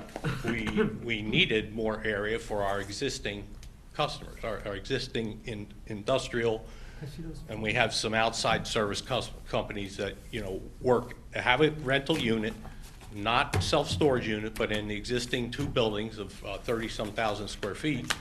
And, you know, so their outside need is greater. These units are So only. there's somebody who, like the RVs in the picture, so there, you have a business that services them. I have one business, and not all of those RVs are part of that. In fact, in getting this cleaned up, we had been approached by local, and we had them before too.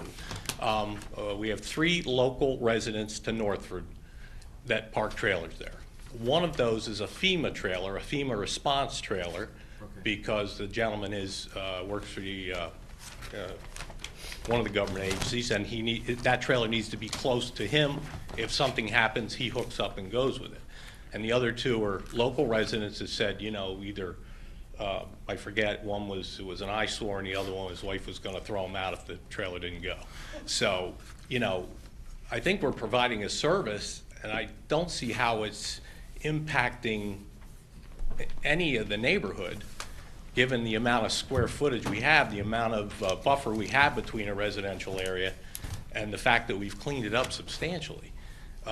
But the reason we phased it was because we realized at that time we couldn't give up all of that until the structure of our tenancy changed in the buildings. And believe me, we'd love to get rid of all of our industrial tenants and turn that whole thing into self-storage, because it makes more money and it's a lot less headaches. But that's gonna attrition down the road. We are impacted financially because of the amount of money that we spent when we did that project. We spent over $200,000 just repaving the whole existing site when we did the self-storage, and that was a crimp in our pocketbook. So phase 2 is probably 2 years away, given the revenue stream that we look at now. Now, the bins that are in there, are those bins, the outside bins, are those for the current businesses that are there? Yes, you mean the containers The that containers. are on the ground? Yes. So yes. those are all for the, okay. So it looks like the thing we have is we have 2 different things. Yeah, I'm One- confused, we gotta clean this up for me. Okay. So it's, Simplify it, what are we talking about tonight? so it's, go ahead, Terry. All right, so it's basically simple. on this use chart in Yes. our zoning regulations, self-storage is permitted in an I2 zone, which is where this property is. Yes.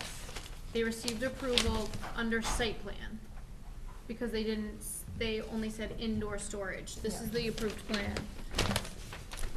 When we did the text amendment, we specifically called out self-storage units with outside storage was also allowed, but requires a special use permit. Okay. So notifying abutters, identifying on the plan where the outside storage was going to be, and then complying with Our regs. coverage for storage, so 25% in an I2 zone. That's the biggest thing. Right. So. And we indicated when we made application that we would not have outside storage in the self-storage operation. We don't want to have outside storage in our self-storage operation. But again, that's why we phased it. Phase 2 was part of the existing operation that was always had that.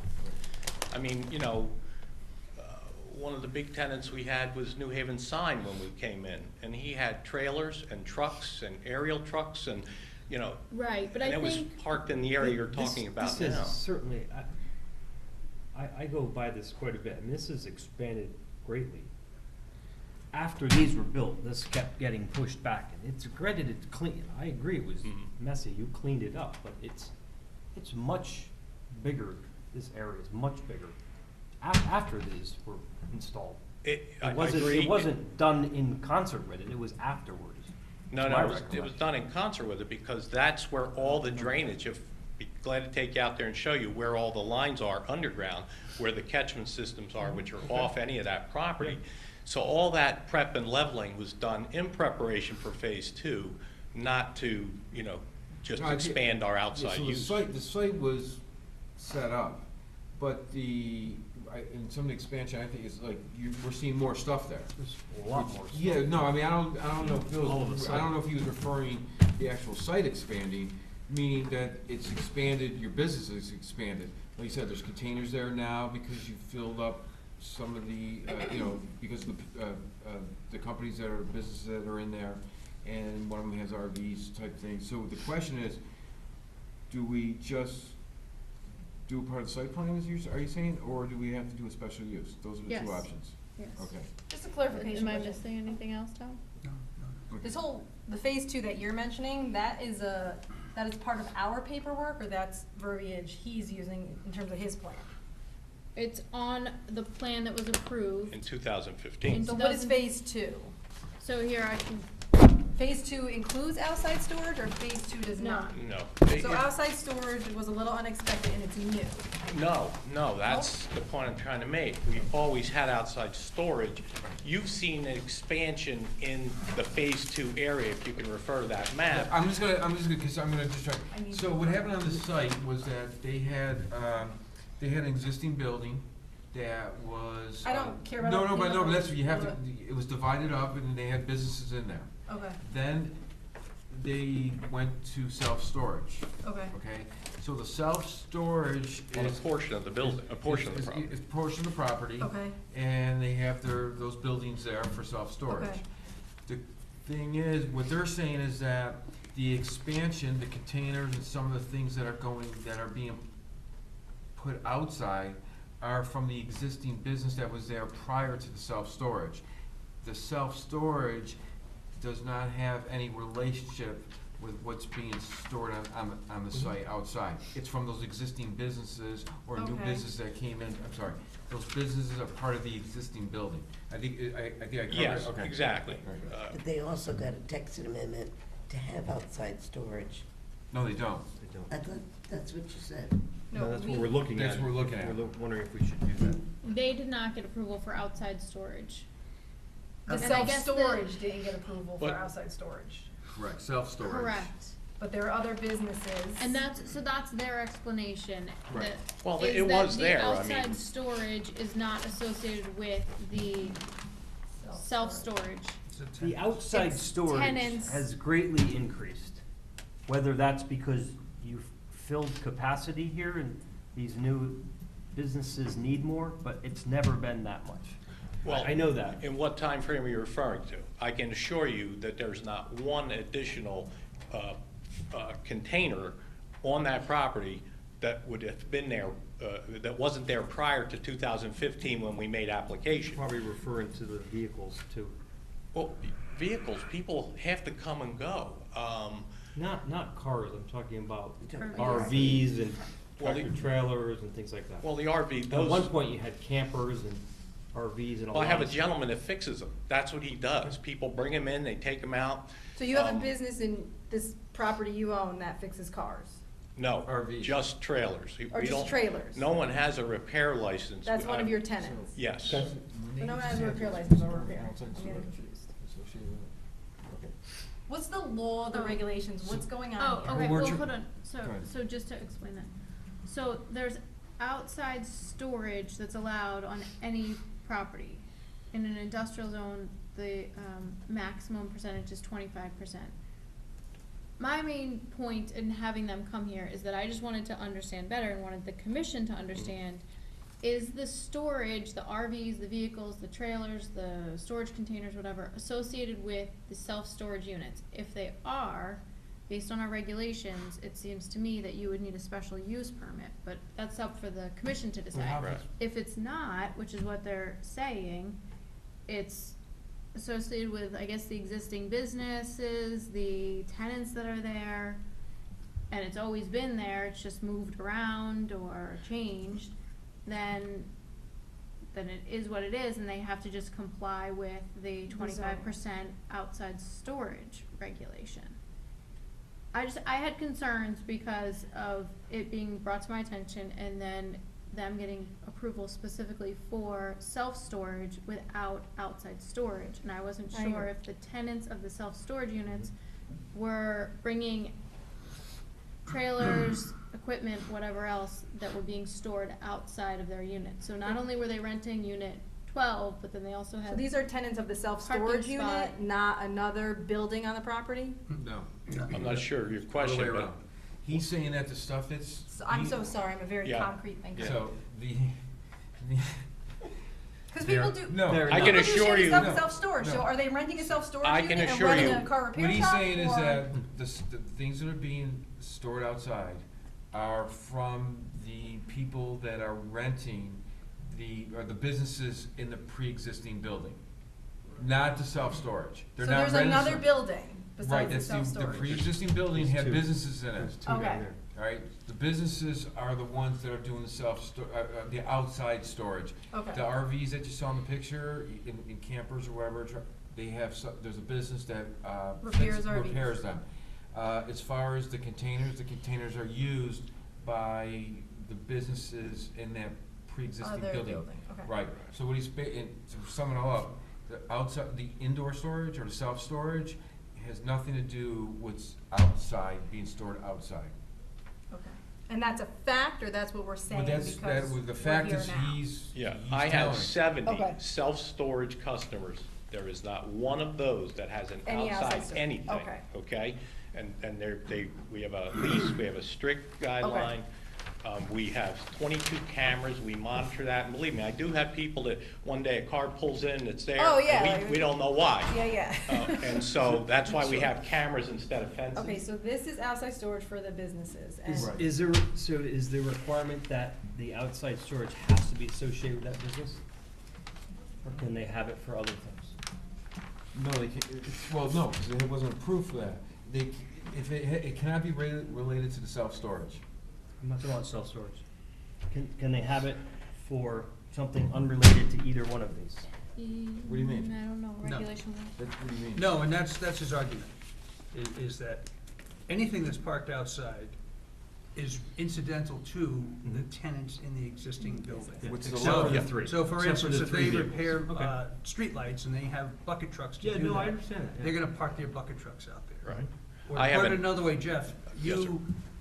you don't have anything parked there right now that you're renting to somebody who does not, is not one of your tenants in the building. Only the two camper trailers you see, they're like 35 feet, okay? And the FEMA trailer, which he is a local resident, but he does not rent in the industrial zone from us. He Okay, just, so are you charging for that? yeah, $25. I mean, we're- Then it's gotta be I changed. Yeah, think that's that's, why I I'm think like- that's the difference. If you're charging That's why I'm for it, confused. then that's outside storage. For Right. your Those- self-storage. Right. Those items are outside storage. Right, right. You can let a friend park there, absolutely for free. Right. But if you're charging for it, now it's outside storage. I mean, I start a church and pass the plate then, I guess, and just let 'em- The tractor trailer is part of a business there? Yes, he rents B9 now. You know, this property was there doing this for 50-some years. The rear building was only built about 30 years ago, but we have two tenants that were there from day one. You know, and in the front building, two tenants also. So the complexion changes now and again, okay? For instance, a lot of the equipment that we had on the front, in the front building was a site excavator. He rents a building, he fixes his equipment, and he goes out every day and does his work. And only about 40% of his equipment's ever on site. You know, I don't know what I'd do if it all had to come there, okay? But it is supporting to his business. We moved him to the rear, because we didn't want to look at that. So we tucked him as far in the back as possible. We try to keep this as visually appealing as possible. Is anybody grandfathered into regulations where regulations would not apply at this site? Well, it's about the regulation that was applied to the site. That's what it's about. It's not. So then nobody's grandfathered in, that's, so, right? Well, This is from 2015. Okay. Yeah, I mean, Well, So our Well, our this- current this- yeah, but we regulations are didn't gonna apply. change the complete use of the property when we applied for self-storage. We applied in phases for the land areas that would become self-storage. But I- And that's when I said, we will not have any outside storage. I never thought I'd be in conflict with what we were doing at that present time. And But I think Tom summed it up pretty clearly, is, I mean, you are renting space out as associated, even though it's the 2 RVs and the FEMA. Right. That's associated with the self-storage, which under the regulation found did not allow for outdoor storage, which is incidentally what you're doing, so. Right. My only point, it's my perception, and obviously you're the owner, you know much better than I, but when you did this, you obviously expanded this, you cleaned it up.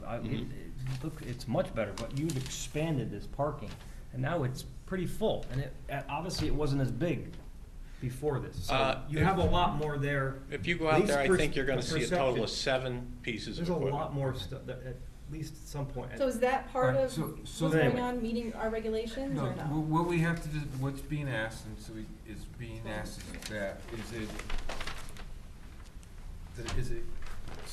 if it's self-storage and they have outside storage, the regulation's not being applied correctly. Correct. So it's the question of whether they have to come back and do a special use permit for what they have for the self-storage, and by your own definition, I mean, that's where I think it seems to fall under. For Because the you are- campers that are there, correct? Well, And, yeah, because I'd you- ask the because you- people to leave before I would wanna go through that gyration. I mean, for three trailers. Look, they're your local community. I don't live Oh, in no, I Northford. mean, I'm feel like we're providing a service to them, but if you Right, feel we that's understand against, that. you know. I actually think if you went through with the special use permit, you get more business to park campers. Well, we don't really want that business, I'll be Oh. honest with you. Here's That's- the reason why we would ask to do the special use, if you want, even for those 3 or whatever, would be is it protects both you and it protects the commission. Yeah. Because because what somebody could do is easily call up our enforcement officer, say, these are they're definitely not items that are to any of the businesses there. Right. It creates an issue for you, your tenant, and then we have to go through the process to validate everything there. So if you wanted to pull them from the property, I guess that would be okay. But if you were to continue storage, if you were even thinking about down in the future, I think the special use permit Come into play. protects you. I mean, it's a process that takes, a month or 2 to go through, because it is special use, we have to notify, but I'm thinking that it will protect you. And then, like I said, if there's some future action you wanna do, you already have the permit. Well, you know, and you can move forward with it without having to go through the process at that time. If I can explain to you though, okay, we built those units we finished them in April 16, and by June 30th, they were full. Mm-hmm. If I could have built 3 more buildings at that time, I would have done it. We have a waiting list, okay? We have a waiting list of people for Good that. for you. I don't want outside storage. Okay. Oh, all right. I don't want to expand that, Okay. but I found that I needed that parking because of what I took away from the front. Right. Not even because my tenants in the back have grown all that much, honestly. What you see in that Phase 2 area, the area that you're saying we expanded greatly, which is where the future buildings will go as soon as we can afford to do it, yes, it is, and we did use that space. But we always had stuff parked up to what was woods at that time. right. You know what I mean? Yeah. Yep. And we put a 4-foot fence up to delineate that from the transient traffic and the people that, maybe have to park their equipment there. I mean, we tried to keep it very organized and looking good too, but we don't want to expand outside storage. We don't want it. So our recommendation, I think, is that you're suggesting to pull those 3 off. If you wanna do that, that would bring you into compliance of what you were approved for. Yeah.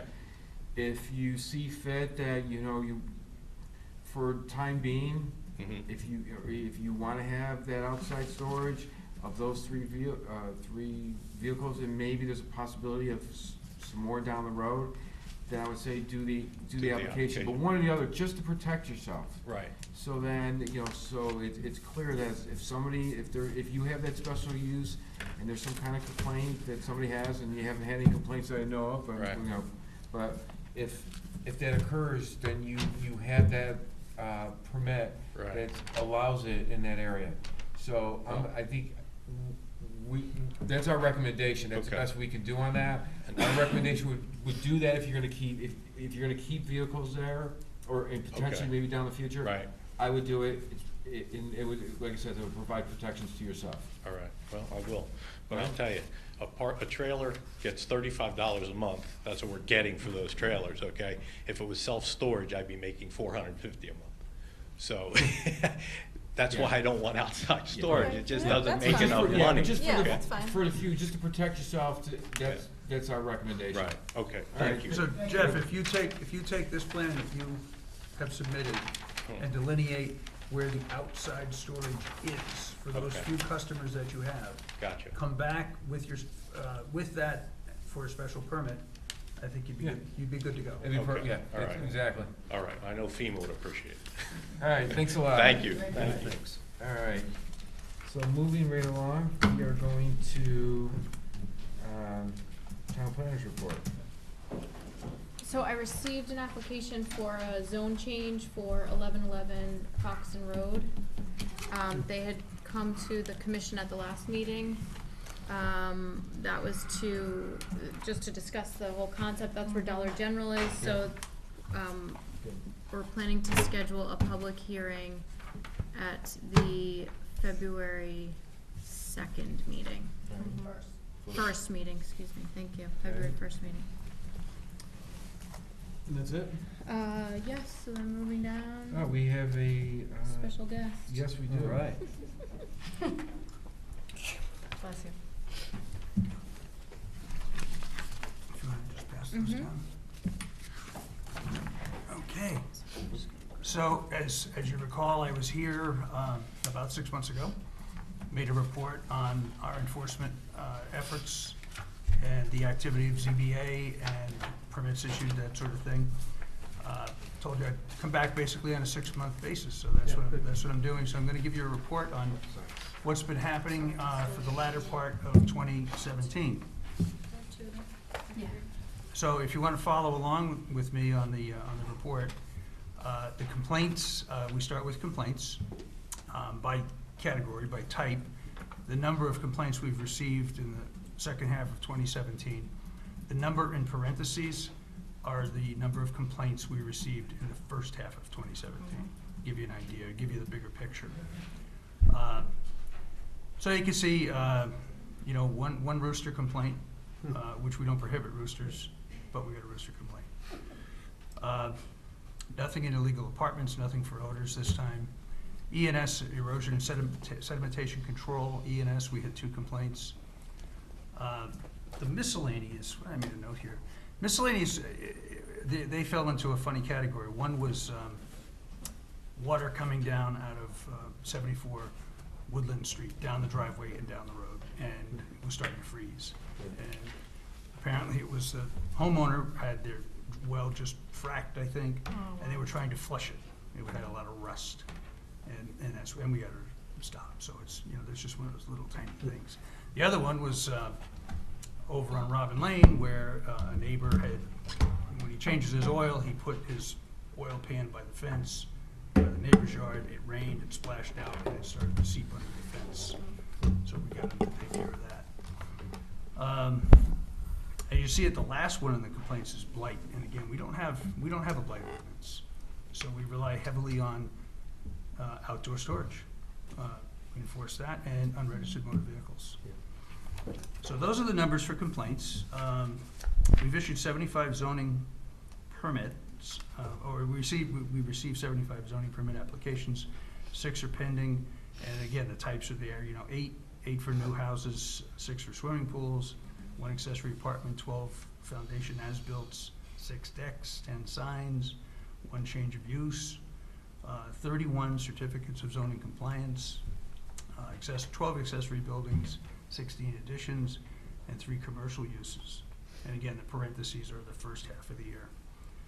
ZBA was pretty slow this year. They only met a few times, and during this period, they only met in November and December. And in November, they approved the variance granting a non-conforming use, which was a residential use in an industrial zone up on Middletown Ave. And on Pearl Street, they granted a lot coverage variance for the purpose of an addition. Where's Pearl Street? I've never heard of Pearl Street. Over toward Marjorie Drive, yeah. Where's that? Marjorie Drive. Okay. Mill Street, Pawtucket. Yeah. December, a variance for front yard setback and coverage to build a garage. And on Foxen Road at Midway Auto, a variance granted for a front yard setback so they can put up a canopy over their new fuel island. To the bigger stuff, these are just the kind of the larger cases that I've been working on. 400 Pawtucket Road, which is, you know, we've had this issue with the quarry operation over there for years, many years. They're currently out of operation. The East Haven zoning officer issued a cease and desist order and shut them down. Because of course the quarry is in East Haven, even Right. though they do all the transportation over our roads. Well, the one question I have on that is, on Pawtucket, they're asking for wood chips, so is that different than, I saw that, yeah. there's a sign, big sign says. In front of 400?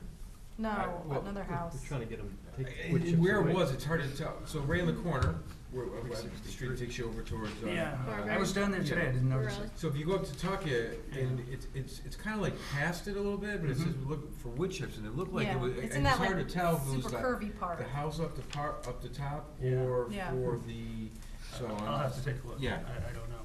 But, cause that's what I thought it was, cease and desist completely.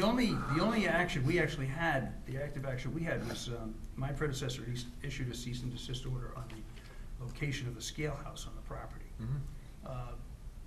He challenged that to ZBA, lost, took it to court. He since dropped that suit. Okay. The tenant, Joe Sposano, is now gone. He's moved off the property. And Mark DeLongo's been very gracious in giving him extra time to get his stuff off the property, which he is doing, slowly moving his stuff off. And Mark is actively cleaning the property, removing some of those old trailers. I was up there today, and they had, like, 2 or 3 of them were crushed, and they're starting to take them away. So that's good news. How the case is gonna go in East Haven is anyone's guess. They're under a cease and desist order. The quarry owners are challenging it in court. Who knows? 2000 Foxen Road, Midway Auto.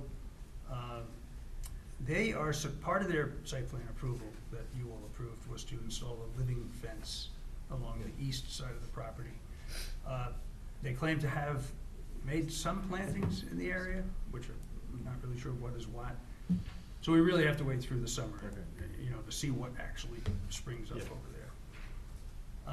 847 Forest Road, that was a package store up there. Dominic Del Vecchio's property.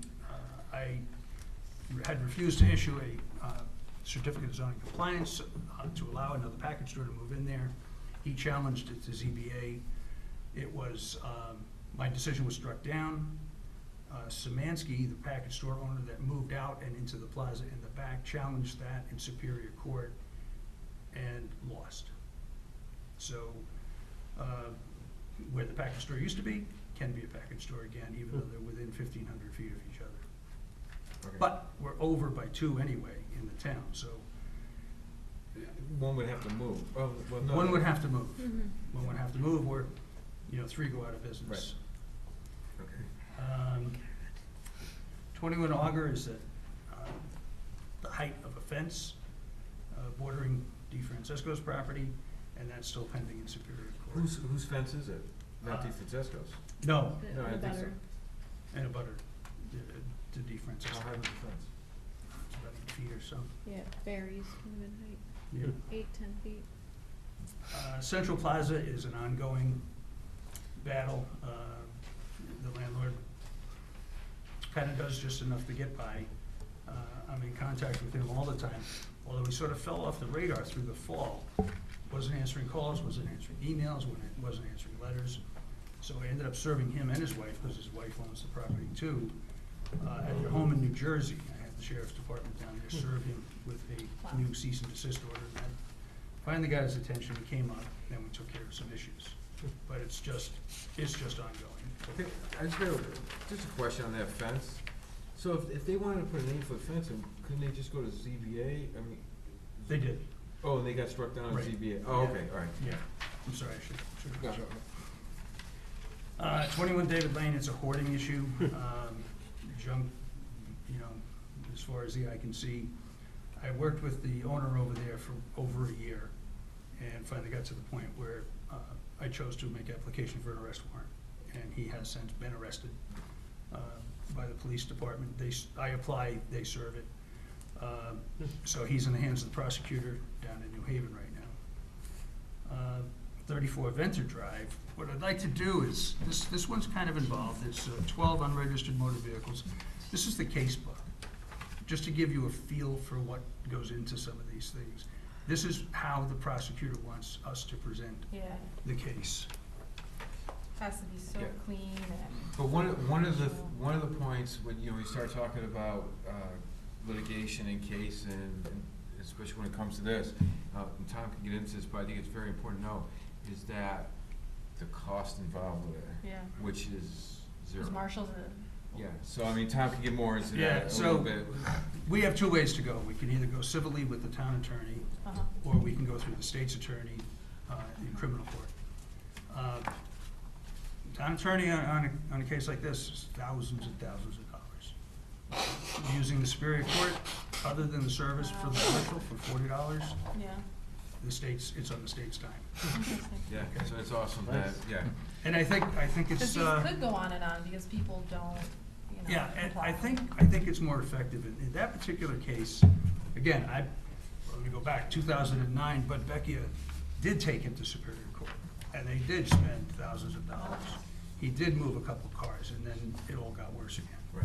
I've been dealing with him now for well over a year, trying, promises kept, and broken, and letters and orders, and I told him exactly, this is what's coming.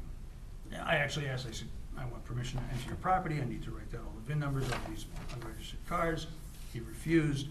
That caused me to have to get a search warrant. Wow. So myself and Tom Cowell, the building official, put together a search warrant down to Superior Court in New Haven for the afternoon to get in front of the judge, to have him sign it.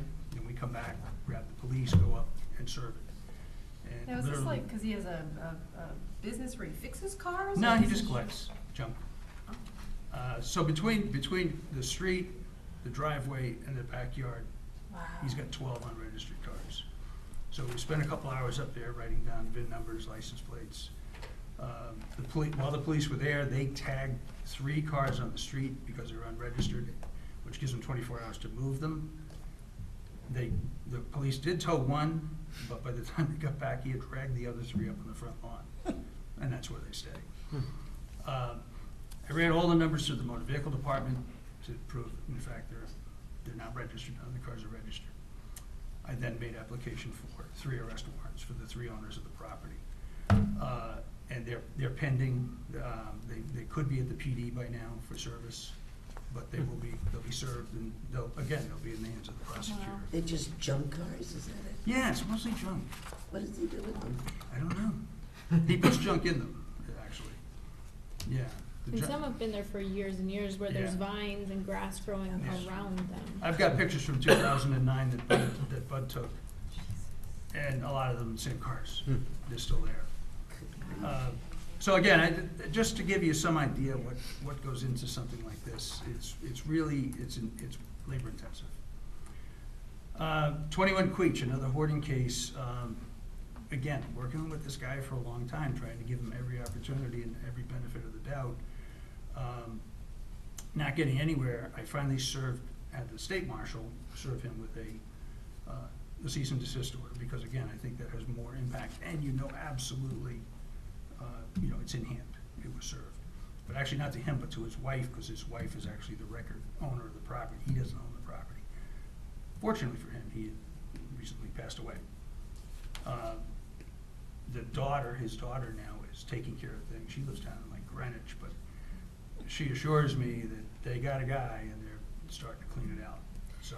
I mean, in all fairness, and I don't know if you're allowed to do it because of your job, I mean, Cars for Kids will come and pick up any car. Yeah, yeah. Are But you the allowed to thing- suggest yeah. that, or no, not because of your I position? suggest I'll come over with my pickup truck and Wow, everything.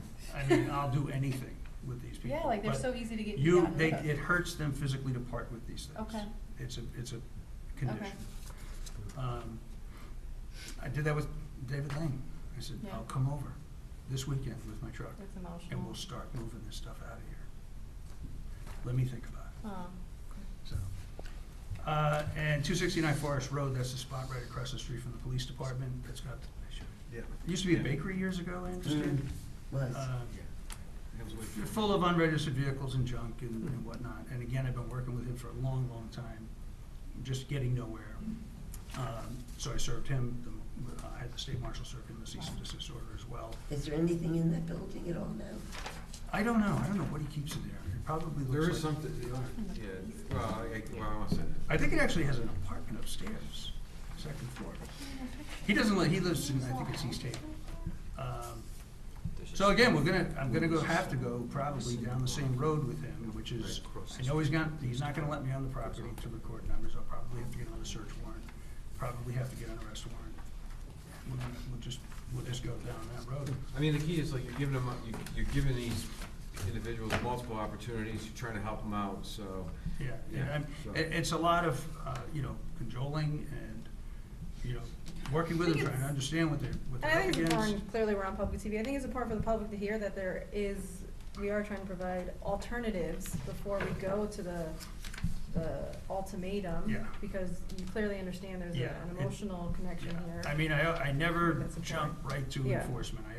I start with personal contact 2-3 times, then a letter, then maybe an order, a violation notice. What Then about maybe- what about the property on 22? It used to be the pizza restaurant. I mean, it's just going to pot over there. You know, American Legion or? Amado's? Well, it was the American Legion originally, and then it was the pizza In restaurant. 22. Amado's Across that from burned down. Saul's property. Oh, yeah, It's yeah. just a foundation now. Yeah, and it's overgrown. I Yeah. mean, it's. I think the it's owner terrible. still owns it. They do. It's the Oh, owner of John and Maria's Pizza, because I've talked with him and They own it? yes. Oh, they must have bought it from didn't the town take that over for taxes? Yes. I don't know, but he does have plans to rebuild. He just needs some time to have some more money in the bank. Yeah. So again, but unfortunately, what you're describing is not a zoning violation. Yeah. That's not to say I don't get involved in those things from time to time, because if I have some luck, working with people, trying to get them to do things, trying to get them to clean it up, all the while knowing that there's really not a violation there, and just trying to do the right thing. But again, just keep going back to it takes a tremendous amount of time. Yep. You can't come in heavy-handed. Yep. But I always tell them, I describe the process to them. This is how it works, step by step. I know it may take us a year. This is where we'll be if we can't figure this out. And in these cases, the two I went into detail on, that's where we're at. And I got some more coming up. And, it's not fun. It's a lot of work. But and I'm hoping it's effective, I know civilly we have gotten nowhere with these people, so maybe criminal court will make a difference, So, and the housing prosecutor that we work with down there, both of them are just fantastic. And I mean, they go out and do seminars to people like me, our group, on these issues, these exact issues. And, they actually solicit us to please come to us and work with us and try to help, clean these things up. And I'm taking them up on it. Good. Thank you, great. Okay. Possible to say something on this subject? I'll be brief. I know, we're not allowed to take public comment on that. I mean, Well, this is, if I may, just 2 seconds. Town knows there was a horn on 18 Sunnyside. I don't see it on the list. well, that's, I would do that, that would, I could address that. Yeah, right after. I could address it. Yeah. Or after our meeting's over? I'm sorry? We could address that after our meeting's over? I can address it now, He later. can address it Oh, now. alright. I thought he wanted to comment on one of the active alright. things, and we can't take Yeah, comment on correct. that. Yeah, But that's- for something that's not on there, I mean, if they could do it after, they could do it right now. Well, the last time Tom was here, he had 18 Sunnyside on the list. Right. I don't see it. Right. That's Rick Morgan. Yeah. Rick's a very nice man. He does like to collect things. And again, I've been working with Rick for a long, long time. I did serve him with a cease and desist order by the state marshal, try to get his attention. He made lots of promises. He came into the office. The prosecutor has actually asked me to send him to her. But I'm not sure the criminal justice system is the right place for that man. It's a much bigger issue with him. And I really wrestle with that one. I don't know. Civilly, we will get nowhere with that case. If we take him to criminal court, I don't know. Well, and I think just to support what Tom has already said, is that in every case, we look at all of the different options, and with that particular case, we looked at social services and specifically Veterans Hospital to see if there were services, and unfortunately, we weren't able to identify a specific person to connect them to. Tom knows, I've had two. He's a friend of mine. He lives on my block. He's a veteran. He's a wounded veteran, surviving veteran. And I've had people from the VA in his house, actually working with him. But he's a tough case. We know that. The other thing I say, how do we go about getting a blight ordinance? We got to get something in there so you can lean on these people a little. Threaten Rick with a little bit of fines. Now, I really don't want to, thanks for allowing me to speak. Now, Tom knows too, because Tom has called the police station, I've called the police station on 2 cars that are in front of 18 Sunnyside. The man's got an acre plus with 10 cars on it, and meanwhile he's got 2 broken down cars on the street. The plows go around them, I never see a ticket on it. Didn't we have a parking bay in the other night? There's no tickets on the cars. Police have been notified. Police. What are you gonna do to get the cars up the street? Police. As far as an ordinance, it would have to come through the town council. Right? That's correct. Yeah, so I mean, that comment, well understood, but as far as an ordinance, we wouldn't be able to do anything on that. Yeah. That would be through the town council and our representatives in the back of the room. I think also though, it would be possibly worthwhile at a separate meeting for the Planning and Zoning Commission to at least talk about a blight ordinance, pros and cons, Yeah. at a separate, maybe one of our second meetings of any month, and maybe have Tom come back. Yeah. But, That's a good idea. Tom and I have talked about it a lot in the office, and we've looked at other towns, and I think he's doing an amazing job, and just as a little, Oh, yeah. push here around budget time, that without his help, we would not be getting anywhere I agree. near of the blight that, we have in town Absolutely. being cleaned up, so I think that we're doing the best that we can without a blight ordinance, and I'm just not sure that we would be able to do more with one. The thing you have to understand about a blight ordinance is ultimately, it's a civil action. So we're right back in the same place as having the town having to enforce it, using the town attorney before a civil judge. And I will tell you that I have had civil judges tell me straight out, you can amass $70,000 in fines. Yeah. And they will tell me straight out, we don't have a debtor's prison. No one's going to jail for not paying their fines. Those kind of fines. So, I understand. Yeah. And I think what Tom's appreciate- doing, and I think what I Tom's appreciate what doing. Tom's done, Yeah. before Tom was here, I never saw Yeah, we didn't a do much, report yeah. on this. Yeah. This is But I great. think what Tom's what is doing, and like I says, looking at our many different Same. options, and we're seeing a positive result. So This is my thought. If you had an ordinance, something to put a lien on, say, you don't get those cars out of there, it's gonna cost $100 a month. He's not gonna pay it, so now his bill is $8,000. Yeah, he's the only person in the house, and God forbid he passes away. Who's gonna clean up the place? We are, the townspeople. At least- You're right in that, except I think in Rick's case, it might have some impact because I think he owns the house. Most of these other complaints I work on, they're so far back in taxes, you can lean it all you want. I'm talking about a lien more for a lien on him to get something done. Not so much as we're gonna. Well, you know what, as Carrie meant, we might have, we can have a discussion, see what, where we can land on something like that. I think if you had a public hearing, you'd have a few people there. I can get a few people. So because people have, I spoke before on this, not here, but, and people have come to me. All right. Thank you. Perfect. Anything else, Tom? or- That's it. Unless you have Good, any Tom, questions. Thank you. Very good, Okay. excellent. Now to I'll keep the rest very brief since it's late. So the discussion It's regarding. not late yet. It's not, it's 10:30, it's late. Oh. No, it's late. It's late.